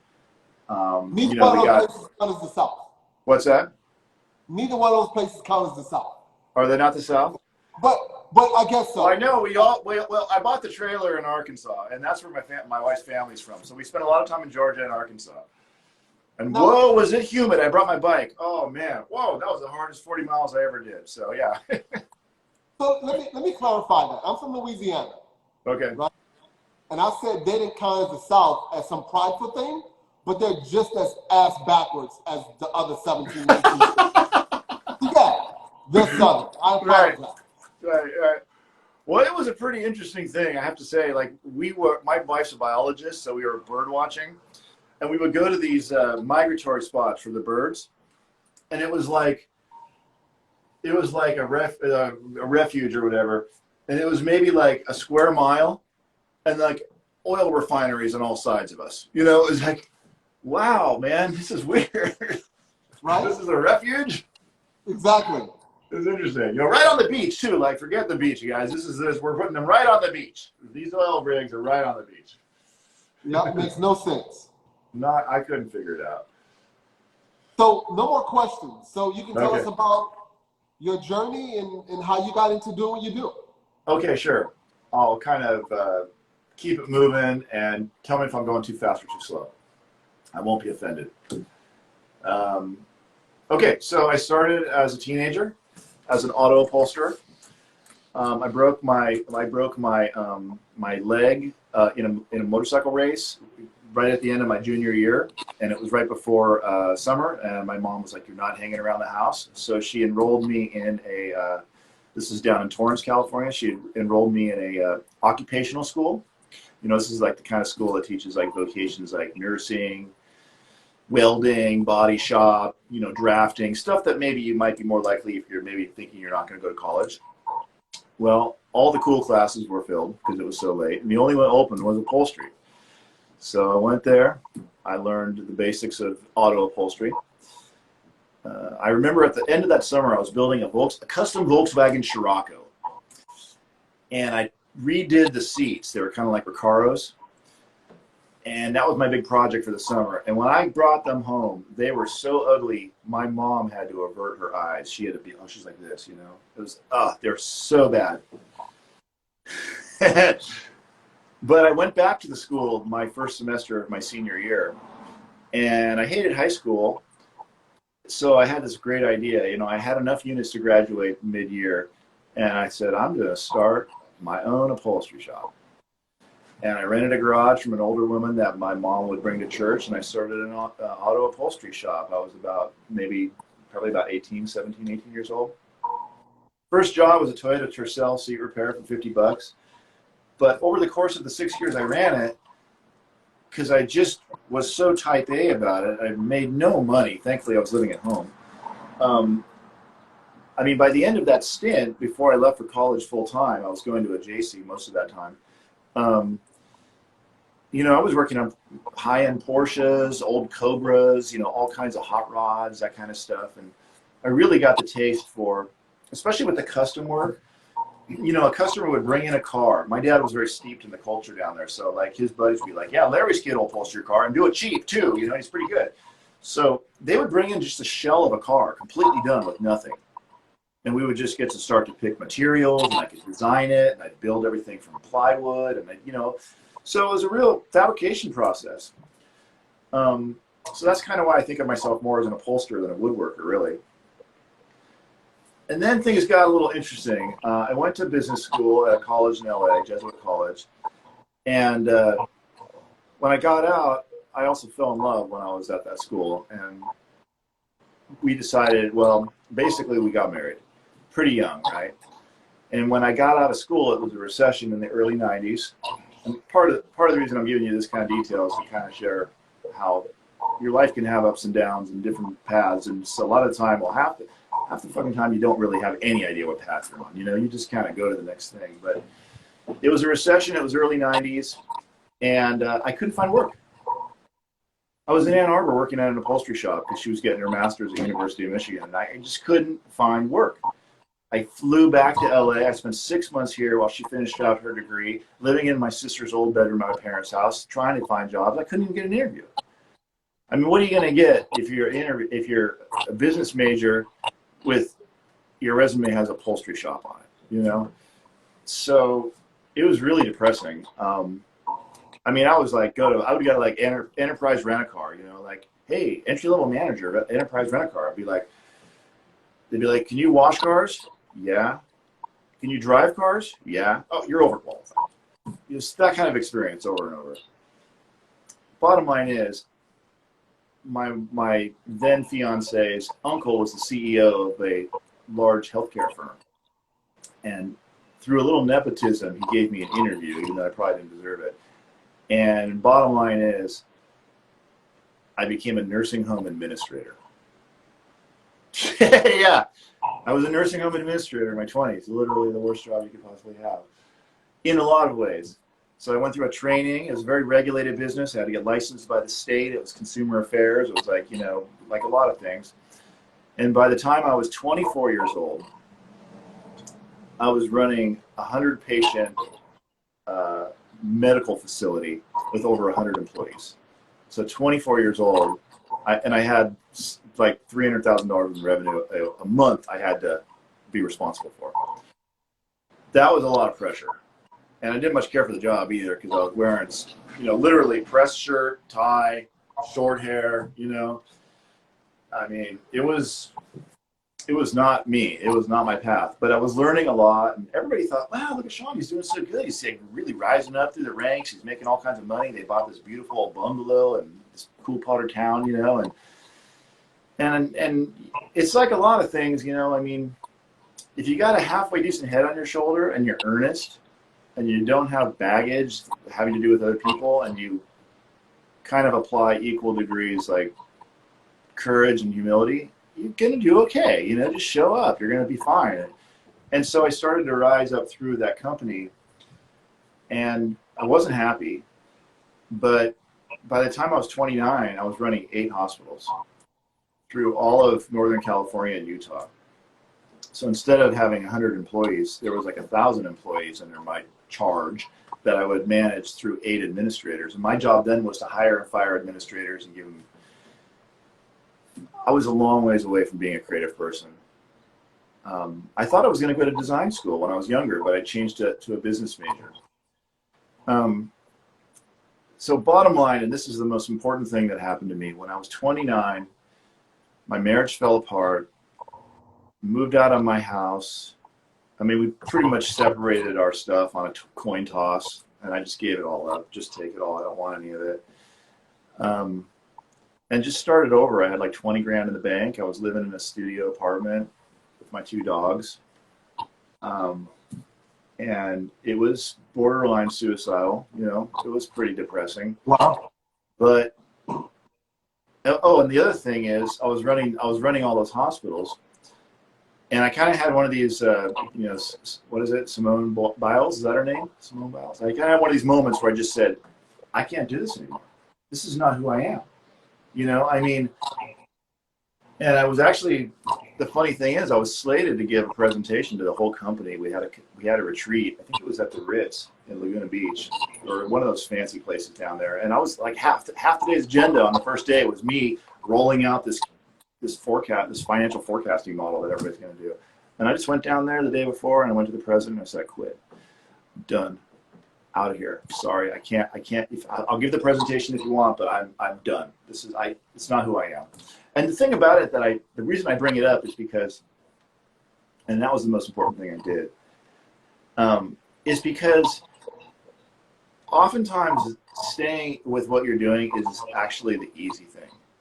And bagging out, especially when you don't know what's underneath that water or where you're going to land, that's the hard part.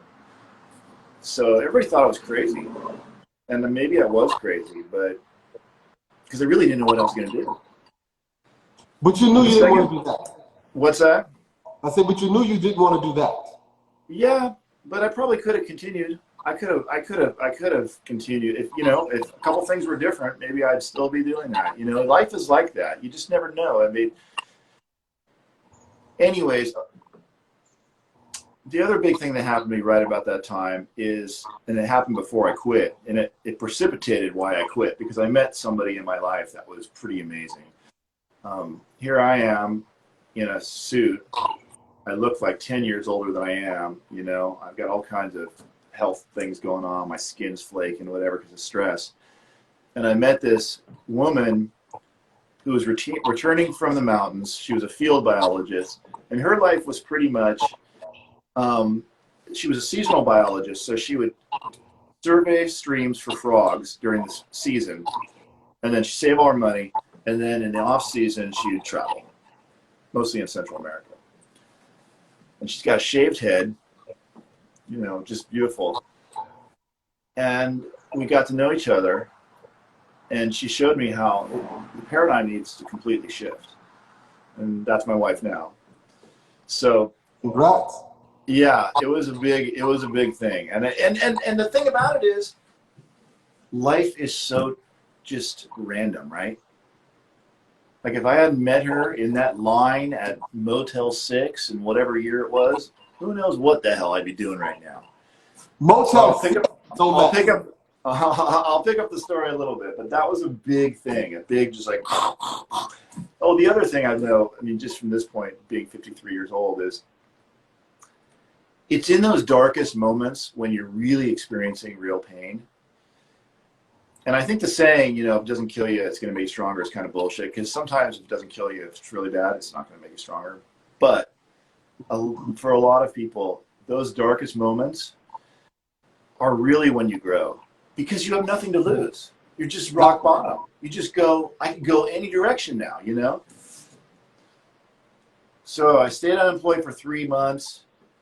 Like I said, I had a little money in the bank. I would just ride my bike for 5 hours a day. This is, you know, Leslie and I weren't completely dating then, so I'd date strange women and drink double martinis in the afternoon, and it was actually turned out to be a really nice chapter.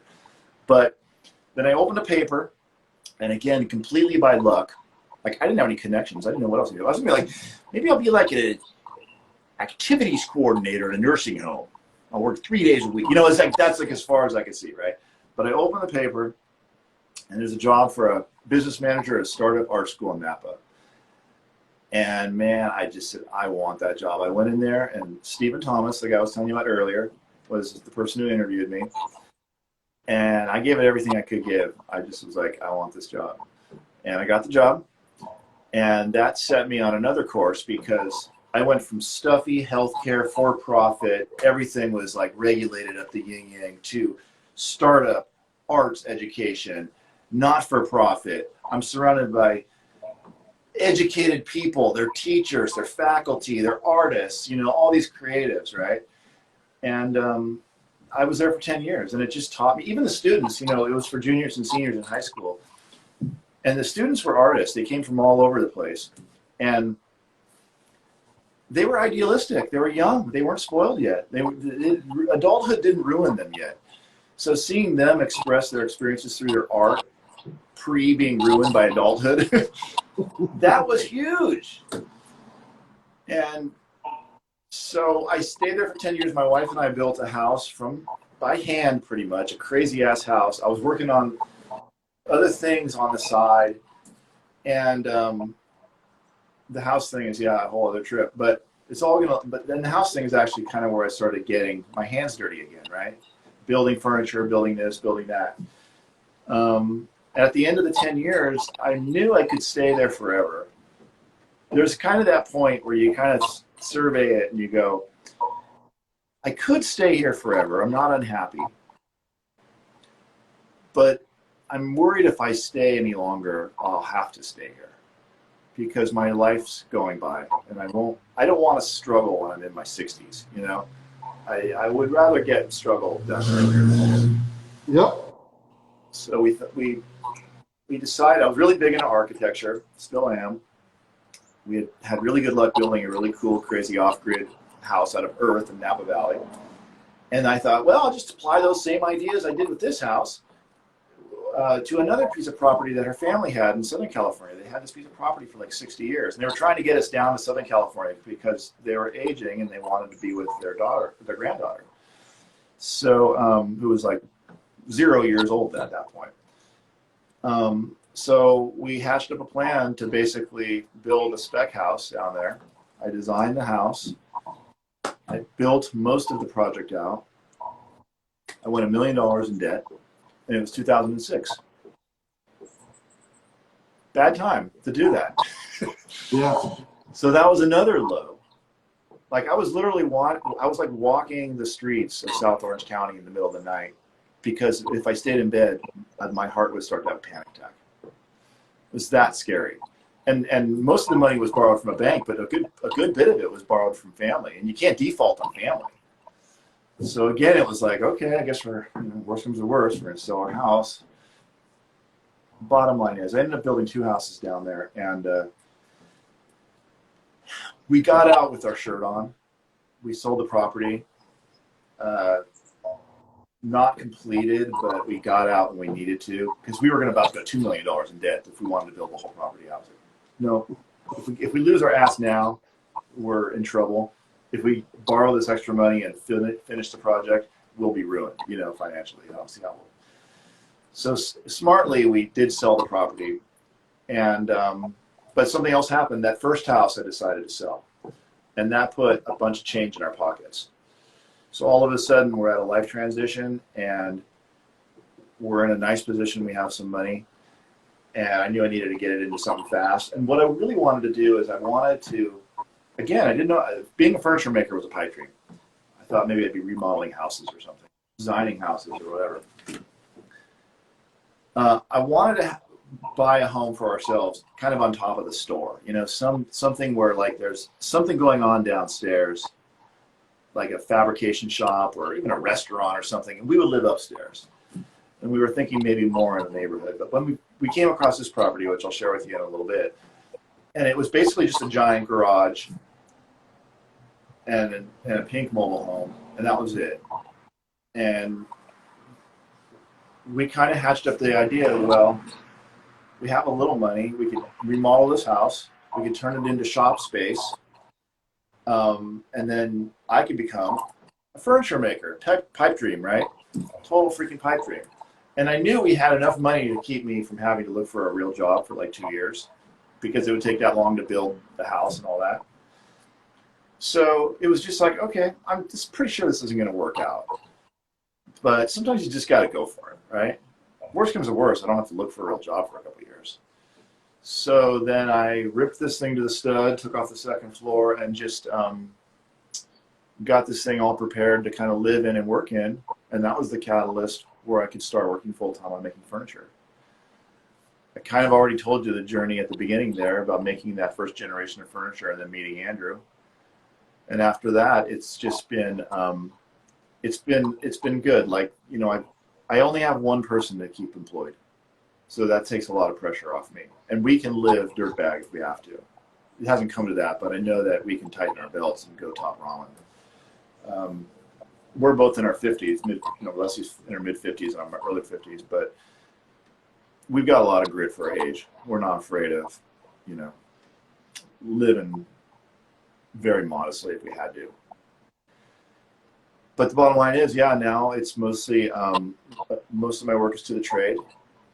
About half of my work typically comes through distributors and reps, and about half of my work I get directly. And right now I'm just looking at the next step for the business, and really, to be honest with you, I'm in just a really sweet spot right now. You know, it feels really good. Which what's the next step for the business? Can you talk about it? Yeah, I think so. I mean, there's the product stuff, which I already talked about, but I think I need to explore some modern ways of selling my furniture. Maybe less traditional ways and more having to do with taking responsibility for the promotion of my furniture. You know, it's easy not to worry about it when you have enough business and you're just like the POs are coming in and you're kind of just, I don't need to worry about marketing, you know. But I think I need to, and thank you, Justin from Fernway, for showing us how it's done. I need to up my game. So I actually have someone helping me with that right now with just our shopping experience for my customers. Like right now, especially when you're dealing with trade work, and I don't plan on leaving my reps. So if there's any reps working out there listening, it's not part of the plan, but I need to become really self-reliant. So if everything collapses on my contract with the reps, I need to be 100% okay. It's about self-reliance. It's about being able to so you don't feel secure in that relationship. Well, I feel secure in the relationship, but I'm not sure it's always going to be there. You know, it has to work for both them and for me. You know, and it's easy to get lazy when you have enough work, but I don't think that's the best practice for a business to be just like, oh, I've got enough work. There's a best practice out there that I need to find, and that's the next step for my business. And the thing about it also is, I mean, what can I do? You know, I'm a one-person shop, and that's a whole other conversation why I'm just a one-person shop and why I'm determined to stay that way. But I'm not interested in volume. I'm not interested in how many chairs I can make. I make 100 chairs a year for clients. That's enough. I'm not interested in volume. I'm interested in depth. You know, how deep can I go in the craft and in design, and how far can I take this before, you know, I can't lift my hand and, like, you know, do this or whatever. I just want to see how far I can explore the universe of design and craft. But it's not about how many chairs I can build in a year and how much money I can build, because that's just not my interest. And I've pretty much got managing people out of my system at this point. So I can see contracting some work out, especially with some of like the disciplines that I'm not as good at, like metal fabrication, for instance. But it's kind of interesting because here I am talking about marketing my business and creating a lot of demand for my business that exceeds what I can provide. Why is that good? Money, no problems. Why is that good? Yeah. The only reason it's good is because it gives you leverage, right? It gives you leverage. It makes you in demand. It puts you in a position of power when you're doing anything. If I don't want to work weekends for once, I can do that because you know what? I'm not worried about having enough work. It's just going to take that much longer, folks.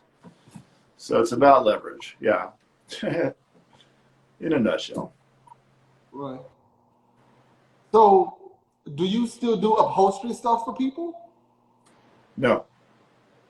No, I don't do anything except my own furniture. And I won't. I mean, I have, and I've regretted it every time. I don't do custom any. I mean like automobiles. Oh, No, I don't do it anymore. Occasionally I get asked, but no, I don't do it.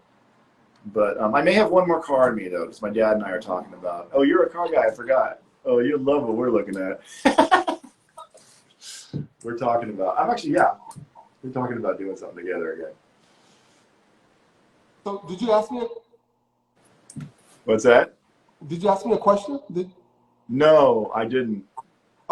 So I just said I think you're gonna love what we do. That's all. Because you're interested in cars. Big time. But if you're doing it for you, then it's Yeah. not really work. You mean the upholstery? Yeah. Yeah, no. So the answer to your question is no. It would just be for like I said, I think I have one more car in me, and it's just for me. It's just for me and my dad. Because I love it. I love automotive upholstery. I mean, dude, I was a tuck and roll guy. You know, if you were to look at who I follow on Instagram, it's like upholstery guys, car guys and upholstery guys. You know, what's interesting, Robert? Are you familiar with Singer Vehicle Design? They do the Porsches. No. Okay, so to me, that's the perfect model for what I'm after. They have a perfect Porsche that they make. They do a restoration on it, like a 1990s Porsche, and they make it look like a 1970s Porsche. But it's high design like you can't imagine. It's everything about that car is perfect. If someone comes in and says, I want to put a whale tail on this thing, they'll say no. But they do allow you to pick the leather, pick the color. They have a couple of options. It's got to be something that they've already worked all the bugs out, and they have the thing refined to the 100th degree. That they'll do for you. But don't come in and ask them to put a spoiler on their car that they haven't already designed. You know what I mean? So it's more about tailoring than it is about full custom. So, and this is who now? Singer? Singer Vehicle Design. You Google them, man. You're going to see some images. If you're an air-cooled dude. Oh, yeah. Vintage Porsche and Volkswagen. There you go, buddy. Check it out. It'll blow your mind. They take an early 90s Porsche. I think it's like a 994 or something. It's the last of the short wheelbase. And they just check it out. Yeah. That's design. You ask about like what I need to do. I need a kick in the face. I don't generally look at Sam Maloof's work, but I will go to Singer Porsche and see what they're doing. You know.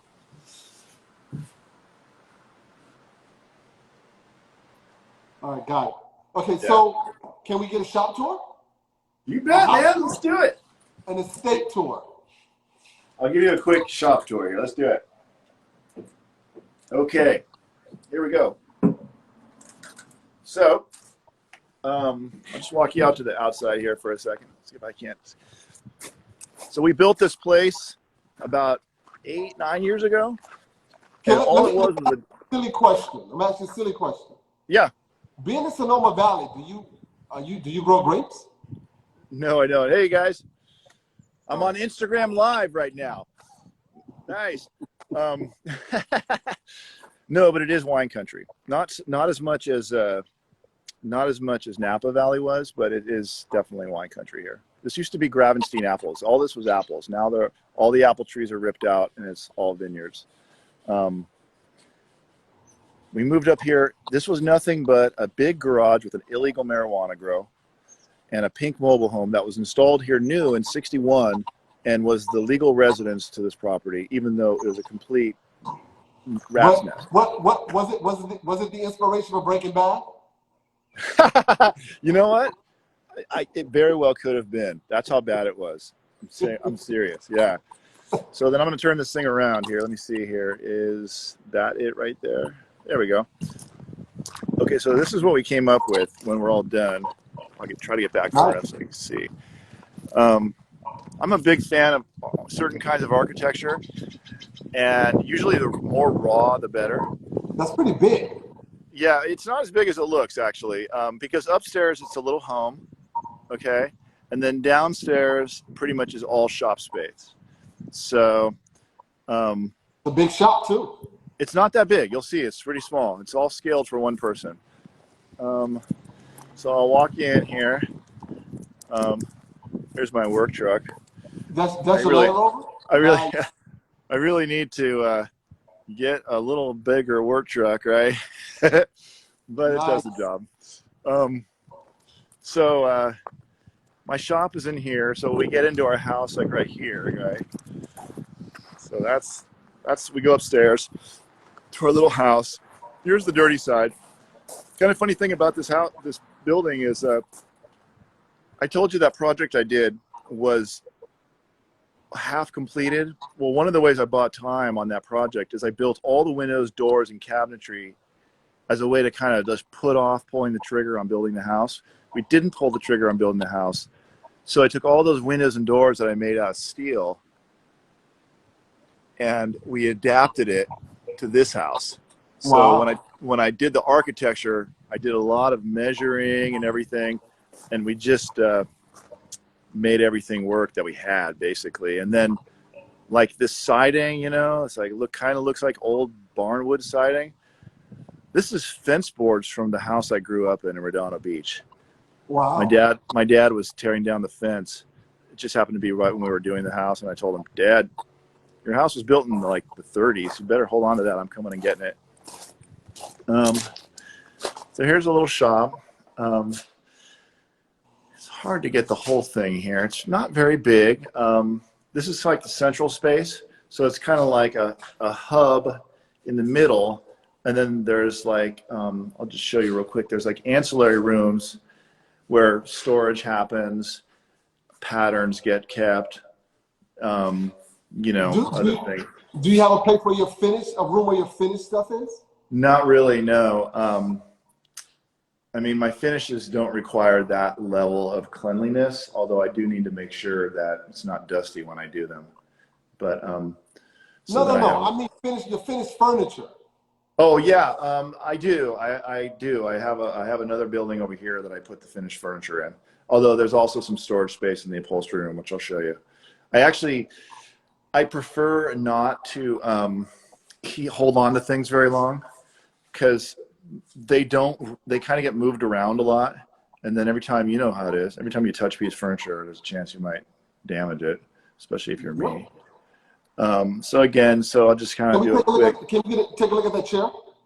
Yeah, sure. This one right here. That's out of my old Jeep. Isn't this cool? Look at this. This is how they used to build chairs, Robert. That's horsehair, baby, and that's cotton. That's how they used to do it, right? You know that. Yep. Yeah, exactly. Same thing with the V-dubs. Yeah, this is actually a new chair. And funny enough, you being a Porsche guy, it's named the Spider, S-P-Y-D-E-R. And it's going to have a lot of upholstery on it. It's a very upholstered chair. It's still in the process of being refined, so it's not exactly, I guess you could say it's next year's model or something. This is one of the chairs that people seem to buy the most. That's called the Delray chair. That one's in process right there. That's ash. It's a pretty snarky chair. Back here is just clamps and different goodies. You know, like I said, there's nothing really super high-end or fancy about the shop. I have a philosophy that says if I can keep out of debt, I can basically have more creative freedom. So I buy what I need, and I try to buy a good piece of equipment, but my machinery doesn't match. It's not fancy. It's not old. I wish it was old and cool, but it just is what it is, you know, and it does the job. This back here is what I call the blast room. And it's basically where I make my big messes, so it just doesn't destroy my shop. I'll give you a sneak peek, but it's going to be quick because you're going to think that I'm a slob. But this is what my life kind of usually looks like. Look like you do work in there. Yes, that's where I do all my routering. If the cuts all comes out, that's where it's at. Oh, because that's where you do all your shaping and all my That's where the shaping. magic happens. Yeah, kind of. I mean, where a lot of it happens. You know, for me, that's where all my work happens, on the central table. For some reason, ever since I started doing woodworking, even long before I had my own shop, it was always the central table with the table saw where the work would get done. And a lot of it is, you know, when you have a small space, it goes to chaos fast. And also just different ideas on the walls, you know, furniture that's coming up soon, just so I don't forget what I have an idea. I do a lot of drawing, so if I have an idea, I'll throw it down. Here's the lathe station. Well, Do you do much turning? a little bit. So it seems like I want to. I'm doing more and more. Most of my stuff is simple pattern routing. My furniture is, it's not really trying to be difficult with the woodworking. It's, in fact, I try to keep it simple because, well, with each piece, I have to decide how I'm going to spend my client's money. Do I want to spend it into woodworking? You know, it's considering I have a price point, or are there other things that I want to leave room for that I can provide them within that same price point? So you're not going to see a lot of ornamental joinery or really fancy joinery in my work because that's just not my jam. So your weaving came from upholstery school? No, my weaving was just self-taught. You know what? I tell you what, how I came to weaving. Hold on, I'm just going to bring this down here. How I came to weaving was in some of my early work, I was really inspired by Nakashima's grass-seated dining chair. And for some reason, when I was doing my research, this is when I was just starting out, I came upon Danish cord. And then I got some, and I saw some videos. I think the only video back then about Danish cord was just like this really low quality YouTube video of this older gentleman just basically weaving this entire seat. But it told you enough to get started. And at that point in time, the furniture I was making, I felt like it needed something. I couldn't really figure out what it needed, but it needed something. It wasn't distinctive enough from other things out there, you know? And then I came into the weaving and I realized the weaving was kind of a way to organize my thinking, because you can literally look at a picture of like a mid-century Danish chair that's woven in paper cord, and you can tell the dimensions, if it's a high quality like auction picture or something, by just counting the cord. And if you know the dimension of the cord, you'll know the dimension of the seat. You don't need to be that guy designed within reach with a tape measure with no one looking. But I'm that guy too. But but you know, so it taught me proper dimensioning, and it taught me how to organize the fabrication of a chair in such a way that makes sense. And it provided a foil to the wood that it needed. I think the thing that made my stuff distinctive, and there wasn't a lot of people doing weaving back then. This is before I even knew about Tom's stuff. I'm trying to think if there was anybody I can think of. I did see that Tom was doing it, but I think I was doing it after that, before I saw his stuff. Do you know, what's his name? Caleb James? Caleb James? Yeah, he was, I remember at the time, I think, well, this was a little later, but he did some, have you had him on? Yeah, he had some instructional videos that I think they're probably still out there. I think he had a blog back then, but I could be wrong. But so the videos are worth watching if you're interested in learning how to weave. His stuff is pretty good, I think. He's good at explaining what's up. Oh, but the thing I was going to say was, but then I decided to add the upholstery to the weaving.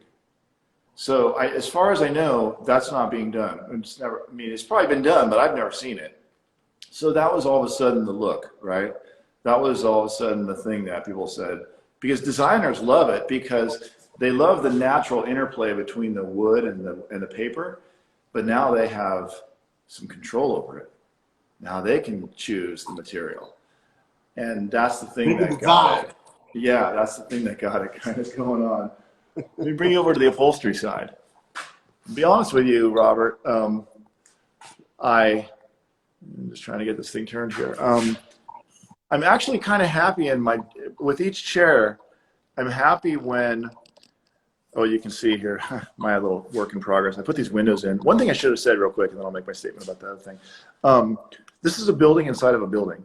So, like I said, it was an illegal marijuana grow. We took that out, and essentially all these walls here are a building inside of the outer building. So if I was to show you a wall on the outside, it's like 12 inches thick. So everything's acoustically insulated on the outside. Then there's a 1-inch airspace, even the ceiling. And then there's a second wall on the inside because I was really concerned about noise. Over time, I've kind of become less concerned. And now I'm putting in these studio windows, which are like for sound studios. And man, does it make a difference having some natural light. I was like in a cave for 6 years. So here's the upholstery side. I'm trying to give you as good a view as I can here. I'm usually pretty happy when the woodworking stops because it's cleaner over here, it's quieter, and for me the materials are every bit, if not more, enjoyable to work with. I've got, you know, this is where some of the chairs come. Depends how big the job is, but I can usually fit like... Can we get a closer look at the chairs? Yeah, I mean, what do I have here? I don't really have, I mean, there's a steel chair that's going to be a fully upholstered chair inspired by a Lamborghini Countach from the 70s. That's another direction we're going. This is another Delray that's under process. Beautiful. This is a newer chair. We were having requests for something like a Delray. This one also is a Delray. That one's going to the East Bay here in the Bay Area. That's another Spider. We were having a request. My two biggest chairs are a dining chair and a Delray, and someone said, can you make something in between that's bigger? And so that's what we're working on here. It's kind of like the Delray is kind of the sports car, and this is going to be kind of like the, I don't know, sports sedan or something. It's just a bigger version, and you can't really tell because these are still prototypes, but it's the same general idea, but a little more upright and a little bit larger. But anyways, like I said, this is where I do my leather work right here. So leather work is usually done on this table here. I've got a cylinder arm sewing machine here, which it's set up as a flatbed now, which I sometimes use it as a flatbed because it sews thick leathers. But I also have a way to turn it into what's called a cylinder arm. So this thing goes, and what this lets me do is it's like for making boots. It's like for making holsters. It's like for making heavy duty stuff that's in a curve. So this allows me to, do I even have anything here? It allows me to actually completely change the paradigm on how things get made, especially when I'm using things like bridle leathers down here, which is a completely different game changer too compared to regular upholstery leather. I'll show you some ideas that I have in a second. So this is just like leather for jobs that are coming up. I do get to work with some pretty nice stuff. This is Moore & Giles. I really get to work with pretty much the best materials in the world. I'm pretty stoked about that. And to give you an idea, just like right here, this is linen from Belgium, high-end linen. This is a beautiful fabric by Nobilis. This comes out of Paris. This one right here. Let's see here. Let's see what it looks like. There we go. There's what it looks like on the face. So okay, so your knowledge of material comes from where? What's that? Your knowledge of the upholstered fabric comes from where? Just experience. Just the fact that people have been sending nice materials for me for a while, and I'm a textile geek, so I understand that, you know, good linen comes from Belgium. Good leather comes from a lot of places, but Italy is not a bad place to start. Certain manufacturers, like there's a British manufacturer that I use a lot that does hemp and wool fabric. That's just beautiful. And then, of course, there's all the mid-century classics, like by Knoll, Design Tech, Smarum. I mean, just, I guess if you have an interest in something and you're working with those products, you just learn them and you just love them, you know? And you also learn what their language is. You know what I mean? So let me show you what I mean by that. Well, here's an example. First of all, I'll show you real quick. This is my primary sewing machine right here, which is just a Juki 1508. My cord's over here. I'm getting really low. I got to order some more cord. And so when I was talking to you earlier, Robert, about, you know, talking to people about, be careful before you try to differentiate yourself simply as a woodworker. Maybe explore other ways to find your voice. So here's what happens when you can combine different materials. So this is nothing but a study in materials, but I feel as though this is the kind of thing that opens up doors and avenues of design choices that you wouldn't have necessarily being 100% woodworker. So that's a maple with a paper cord.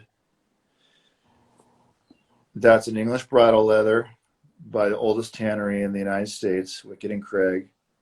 It's a German aniline leather that's binding it with a German thread. And then that back there is, it's Fender amplifier material, vintage Fender tweed. So you put all that stuff together and all of a sudden you're kind of rocking with your own thing, right? Yep. And that's kind of what I say to people. You know, that's the best of my free advice I can give is it's a little hard to go right down the road and the same road that every single other person is trying to do and just try to do it better. You know, you got to Krispy Kreme it, man. Yes. I'll show you one other. Don't touch. I'll show you one other. How to be one that's strong. What's that? So you gotta have your own touch. You got to have your own voice. You absolutely do. If you don't, I guess you have to really market the crap out of your stuff. Maybe there's one other space here. I'm not going to bring you inside it yet, but this is going to be metal fabrication. That's the old pink motorhome. We changed that a little bit. So this space over here used to be our gallery. My dad and I built the Quonset hut as the gallery, but now it's being turned into a metal fabrication workshop because I just wasn't having enough visitors out here in the country. So you're going to see metal work in the future. I probably won't be. Go ahead. What kind of vehicle is that? That's a 1950 Willis wagon. Are you familiar with Jonathan Ward's work? Are you familiar with Jonathan Ward? He does the derelicts. No. He does these amazing cars where he takes these old cars with like a really nice patina and he leaves the outside the way they are, but then he puts a new chassis, he puts an LS engine, he does all this new stuff to it. This is like a poor man's derelict. I didn't do, you know, because his cars were like 300 grand. No, ours was like, you know, tiny little fraction of that. But yeah, it's a 1950 Willis. It's got a Chevy crate engine in it that's brand new. Get us a little closer. What's that? Get us a little closer. Oh, okay, sure. Let's do it. So we kept all the patina, so you can see it's rough and ready. I love this. Look at that. That's like from sticking your arm out for 70 years of the car, right? It's got the old steering wheel there, also known as the Impaler. And so you don't want to crash in this car. Then it's got hide those gauges. It's got the old dash and all the old goodies.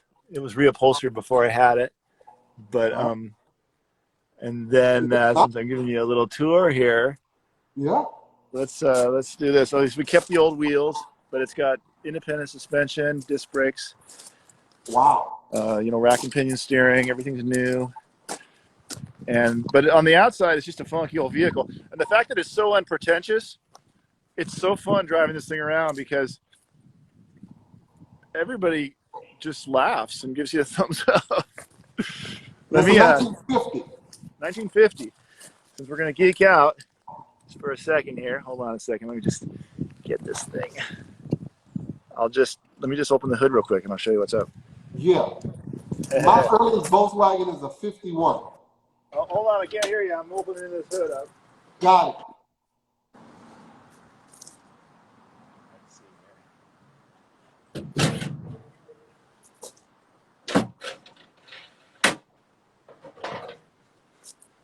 Right. All the furniture makers are probably like, what is going on here? I can't even listen. Glover and Ware said start it up. Yeah. Wow. Yeah, it's bad. I'll start it if you want. Crank that mother. You want me to? Okay. Yeah. I'll do it, brother. Here we go. Let me get this thing set up. I'll love this. Okay, that's as good as we're going to do right there. Hold on.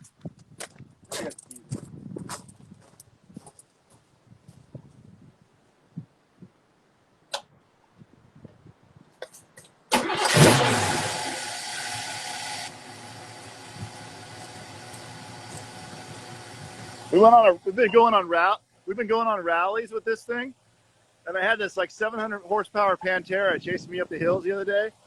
And when he looked me up when we parked, he's like, "Dude, what's going on with you? You had 4 people in your car." It was hilarious, man. It's got a pretty good sound for an old Willis. Listen to that. Yeah. Huh? Very nice. Yeah. It's not high performance, but it's got more get up and go than the little engine it came with. So anyways, what's the longest rally you've been on in this thing? They're about 70 miles usually. Okay. 75 miles, so they're not too long. Yeah, there's Is this you and your local... dad? What's that? Is you and your dad? On the rally? Yeah. No. It's usually anybody we can fit in the car. So it's me and my dad and my daughter and usually my mom or my wife. Which is hilarious because everybody else has like 2-seaters. Uh-huh. And then this thing's jamming with the whole family in it. This is really funny. Anyways. I love it. Yeah, beautiful. there you go. I'll just shut that action off again, but all of our furniture makers have left. Nice. It's barely fitting in there, brother. But yeah, I love this thing. Oh, but just one last geek out thing I got to tell you. So this next project we're doing, now we haven't exactly committed to this yet, so it could change. A Bentley. Oh. A Bentley rat rod, like wow. 59 to 61. You can pick those things up for like 14 grand, dude. And it's like the total like Arthur mobile, but the ones that you get for 14 grand are like, a little bit rough. But we're thinking about making that into a hot rod. Nice. I like so funny. Wouldn't that be funny? We'll see. That's our plan. There's a decent chance that I'm going to take a couple months off next year. So we're trying to plan that off so we can do that. I love it. Beautiful. So can I ask you one question? Of course. Your VWs.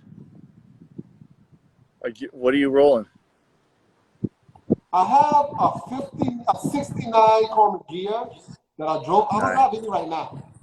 So awesome. But I had a 69 Cormac gear. I was the second owner. I got that from New Orleans. Okay. I have a 64.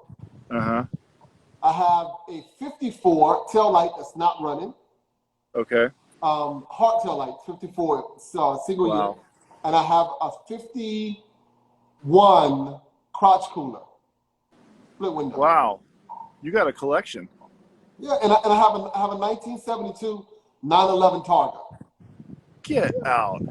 Yeah. Are you serious? I had 20. Those things are like Ferrari scale now. People love those things. And yeah, I don't know if they're Ferrari scale, but yeah, their price has gone crazy. Good for you, man. What's your favorite one? My favorite one I don't have anymore. I had a 66 hardtop sunroof, and my son and I, when he was like 7 or 8, drove around the camp and did roller coasters one summer.